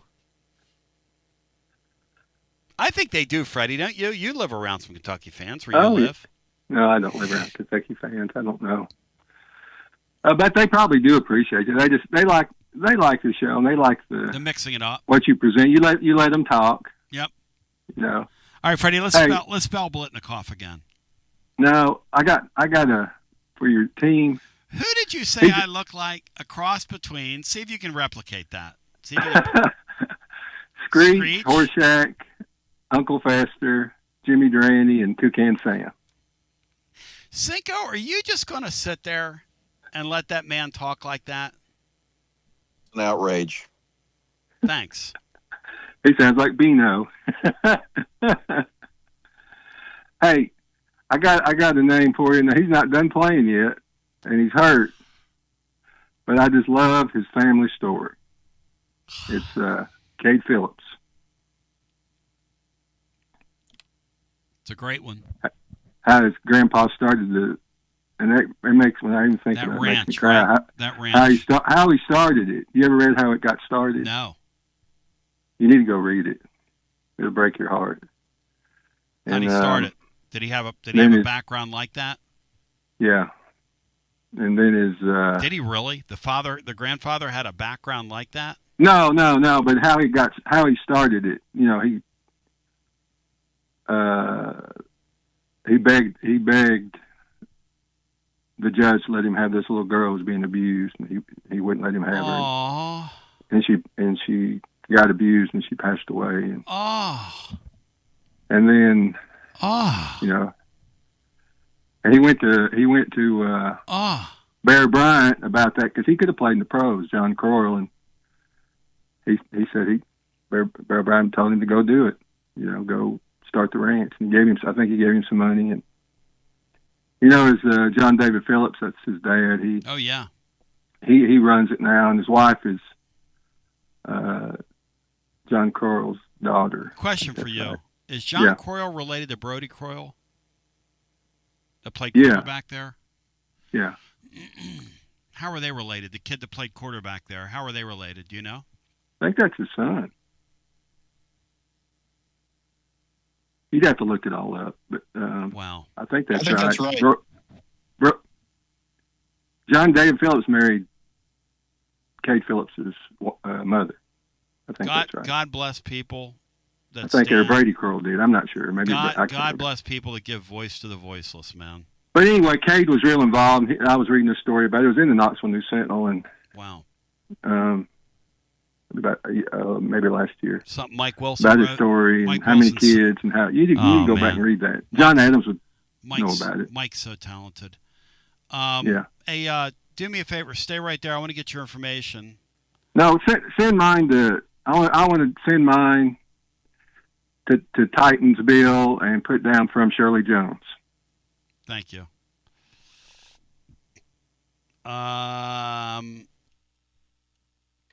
and welcome in. You're on the air. Hey, Tony, it's Jason from Missouri. How are you guys today? Hey, great to talk to you in beautiful Missouri. Well, thank you, sir. I heard you talking about the Knoxville ladies, team tomorrow with Missouri. Yep. Let's play this out. Let's say Missouri, which I don't think will happen, but let's say Missouri beats them. Mm-hmm. How bad does the heat come up on Kim Caldwell Friday morning? It won't. If that goes south, it won't turn at all? Nah, listen. Here's the thing about Kim Caldwell. She's not going to be any heat on her because the AD loves her and needs her to succeed. Right. And they're, that. Now, are the fans going to get upset with her? Sure. Are the former players going to start talking? Sure. But they're going to fortify her. They're going to she's going to have a very good team next year. The players that she doesn't like this year, they'll run off, or they're veterans and they'll be gone. And she'll come back next year with a different team. Good point. Second thing I wanted to bring up to you, talking about, and we talked the other day about me not watching that. One of the main reasons is I'm near St. Louis, and when the Rams left here back to go to Los Angeles with Kroenke, they left a bad taste in their mouth, so it's set up for St. Louis Battlehawks football. What's the odds Knoxville gets a team there as passionate as you guys are for football? And would it work there in the spring? Sean, if we put a spring league team here and you had some Tennessee players on it, would people go out and watch it, Sean, at a decent price point? What do you think? I don't know. I've seen them come and go, and they just don't seem to work. I don't know why. You think it would, but it just doesn't work. I don't think you get I would say less than 1,000. In St. Louis, they get about 40,000 people a game. They have to open their upper deck. It's consistent here. Wow. Yeah. I didn't know that. I'm sorry. Excuse me. No, they really do. But they're one of the only markets. In Washington, they play in that Audi Stadium. They're starting to use MLS facilities. Where you could see a franchise is down there in Nashville. But I don't know if the MLS team, the thing that could help that is the MLS is getting ready to go to a winter schedule. They're getting ready to go to the schedule that the world plays on, where you start in August and you play through the winter and you end in the early spring. That could work. They might could put a team down there in Ingram's building. I figured, Tony, if nothing else, 32 teams in the NFL, they're eventually going to subsidize the UFL and be minor league football. I mean, you would think that would work in Knoxville. You know what's crazy about the NFL? They're so greedy that they tried to do it with that NFL Europe, which was a cool idea. WALIF. Yeah, which was a cool idea. I've got so much junk in here. I've got a WLAF football laying around somewhere, but the fact of the matter is that the NFL's gotten away with it. Here's the problem. They don't have enough quarterbacks to field 32 teams. I would think at some point, and college football is no longer producing enough quarterbacks for their sport, I would think at some point they're going to have to find a place to park some of their young quarterbacks and get them some seat time. And I agree with you. I think they ought to do that. The thing that's happened here is this Repole guy has taken over the UFL from Danny Garcia and from Dwayne Johnson and from Redbird Capital. This Repole guy is basically taking control of the league, and he's pretty committed to it. But man, I don't know, short of somebody with Saudi oil money, because it's really a losing proposition to get involved with football. You can lose a lot of money with the size of those rosters really quickly. Right. Really quickly. So. Well, and the sad part of it is there's a lot of good quarterbacks that never get seen in the NFL. Agree. There's a logistics thing. Missouri State, about 3 hours away from me, had an All-American, Jacob Clark. Will he ever hit an NFL roster? Likely not. No. But, just a thought and the opinion. Hey, one more thing, Tony, if you got enough time. Who is your local MLB market there in Knoxville? And I'll tell you why I'm asking. You mean like who do people watch here? It's very split. Well, like in St. Louis, it's the Cardinals. Yeah, that's where I'm near. Well, who does it apply for you guys? It's extremely split. You've got Braves fans here. You've got Reds fans here. You've got Cardinals fans here. Right. Those are the. Have you seen? I apologize for cutting you off. Have you seen the gist of the MLB contract now? Yes, I have seen what that's about. Yeah. That's wild. Yeah. You get ESPN Unlimited. You can get the outside, but you still got to pay for the inside. Laura was telling me that. Like we've got ESPN Unlimited on our. We pay like $40 a month or whatever it is, so I'm already getting that. I had ESPN Plus before, but I've elevated the deal, and I don't know how that's going to play. I still have to buy the Phillies games, right? Is that right? Yeah. The way I understand, if you don't live in the market, you got to buy to that television market, or the team rather, you're wanting to get. Mm-hmm. So I get everything, and it doesn't even include national brands. Supposedly, from what I hear, it's going to lead up to a 2028 blackout-free zone. Supposedly. I was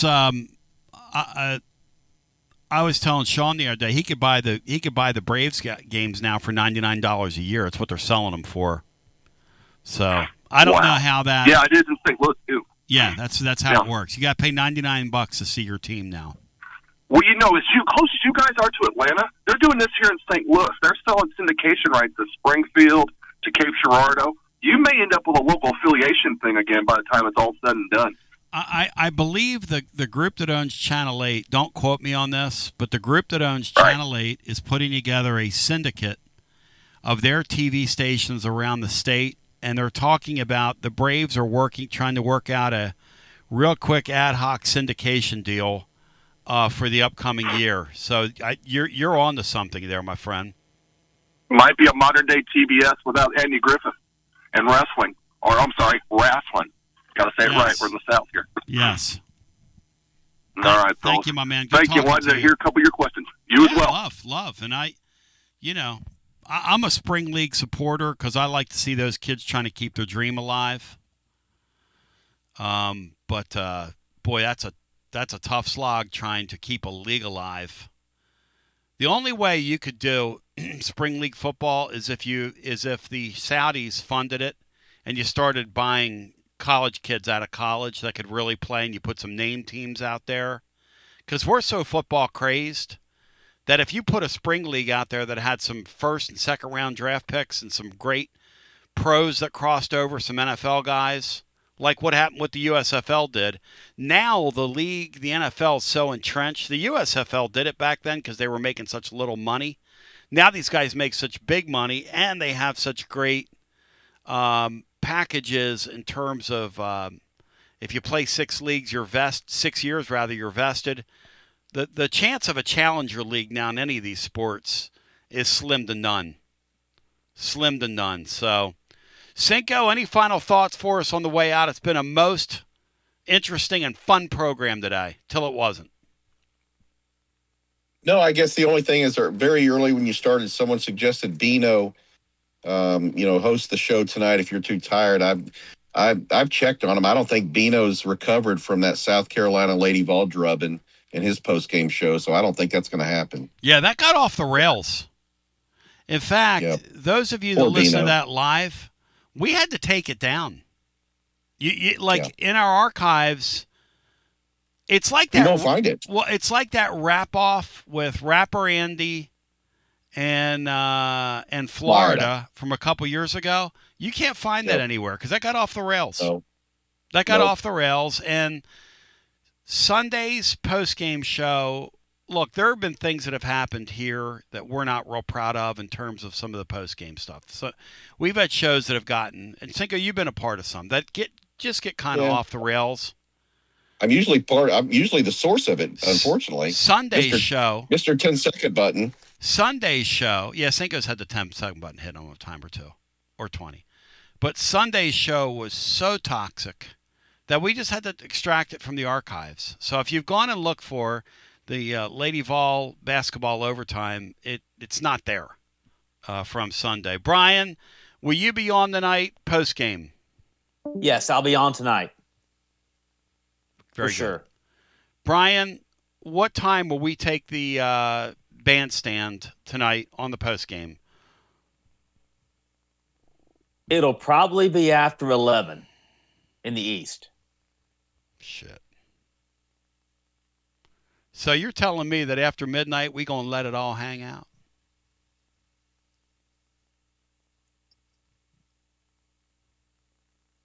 Brian, should I need to get that bad taste out of our mouth from Saturday? Should I show up? Go on a win streak, Brian. Here. If we win tonight, if the AMET goes over 30, I'm coming with my robe on tonight. I'm gonna let it all hang out. Just don't put yourself on camera. No, I'm going to put myself on camera with my robe on and no shirt underneath, ladies. Do my push-ups between now and then. I said after midnight, we gonna let it all hang out. I'll see you tonight, Tom. The J.J. Cale version of that is so next level. A big dog, I can't cook omelets, man. I'm not allowed to. Laura's not letting me cook omelets anymore on here, so.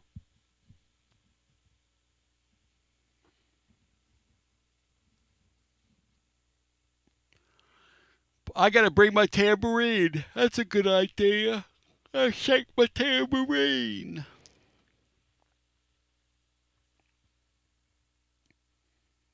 Till we meet again, I love you. I appreciate you. I want to say tonight that the Vols are favored under 10 points. Over on VIP play, I'm taking the Vols to cover and roll. And if I could prop bet here, I would take Ament to go over 30 tonight for the first time in his career. Because they ain't got nobody can guard him. If he's on tonight, you better watch out, sucker. You make your first bet, $20 or more. You get $100 in bonus bets instantly. The phrase that pays is TN Tony. The phrase that pays forevermore is TN Tony. Remember, 200 leagues, live always. Remember, the Olympics are going on right now. Remember, Olympic hockey tomorrow afternoon. If you want to get in on some of that, action is fun. And over at VIP Play, everybody, whether you're betting $20 or $200 or $2,000, everybody gets treated like a VIP over at VIP Play. TN Tony, that's my name. If you have a gambling problem, 800-889-9789, 21 and over. Located in the great state of Tennessee to place a bet. And I want to shout out all our wonderful sponsors. Please support them. They support us. They make it possible for us to do whatever it is, whatever this is we do every day. I'm not even sure what it is. But they make it possible for us to do this. I love you. I appreciate you. We'll talk to you tonight after a Tennessee victory. The Vols will roll. They will roll in the hump tonight, ladies and gentlemen. And I'm going to call the shot. Ament gets over the 30-point hump on hump day in the hump. The Humpty Dance is your chance to do the hump. Oh, sexy baby, do the Humpty Hump. I said, everybody do the Humpty Hump. Oh, sexy baby, do the Humpty Hump. Everybody do the Humpty Hump. My name is Humpty, like the Dumpty. Son, I don't mean Umpty. I didn't get the lyrics to that. I'll bust that one day on here. Josh asking me, did I really win? Yeah, Josh, you won. You won, Josh. I'll put your name on the list, man. I'm putting your name on the list. I really shouldn't yawn on here, but till we meet again, I love you. I appreciate you. I kept myself up late last night. I trained, like I'm training for the Olympics. I kept myself up late. So, appreciate you. Peace. And you're my man. Alan said he logged on for this. Oh, we love you. Peace. All right, let's run today's show back. To those of you who missed any of today's activity, we're going to run it right back at you. By the way, be on the lookout for Dubsy and myself doing a joint cigarette watch party. Call Dubsy and ask him. what game we're going to do because I told Dubsy to pick a game. I told Dubsy to pick, and he never came back to me. You found Radio Free Tennessee. Ball's in your court, Tony Dubsy. Basilio show will begin momentarily. Ball's in your court. Keep it locked in. Ball's right in here your court, at Dubs. TonyBasilio.com. Ball's in your court, and on your Dubsy. Tony Basilio Ball's app. in your and court. Hey, do us a favor. Spread the word.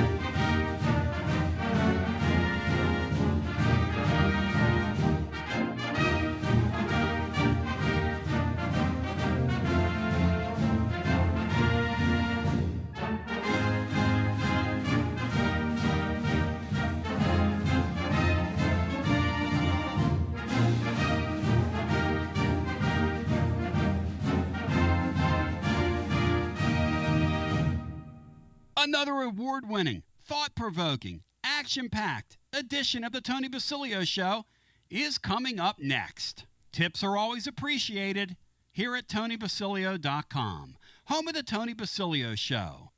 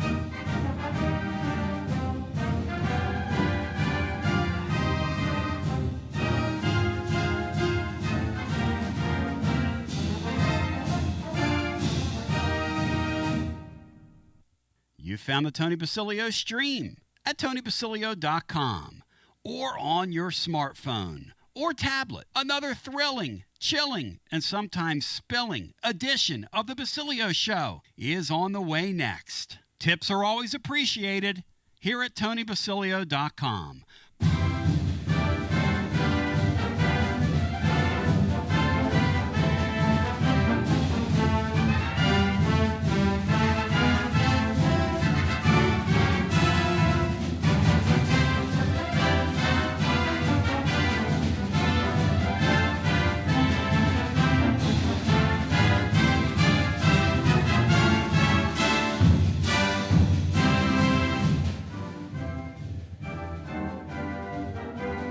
You're listening to FM 105.7 and AM 1340, WKGN Knoxville, and W289CU Knoxville, Fan Run Radio. Pretty fired up, focused, pretty prepared.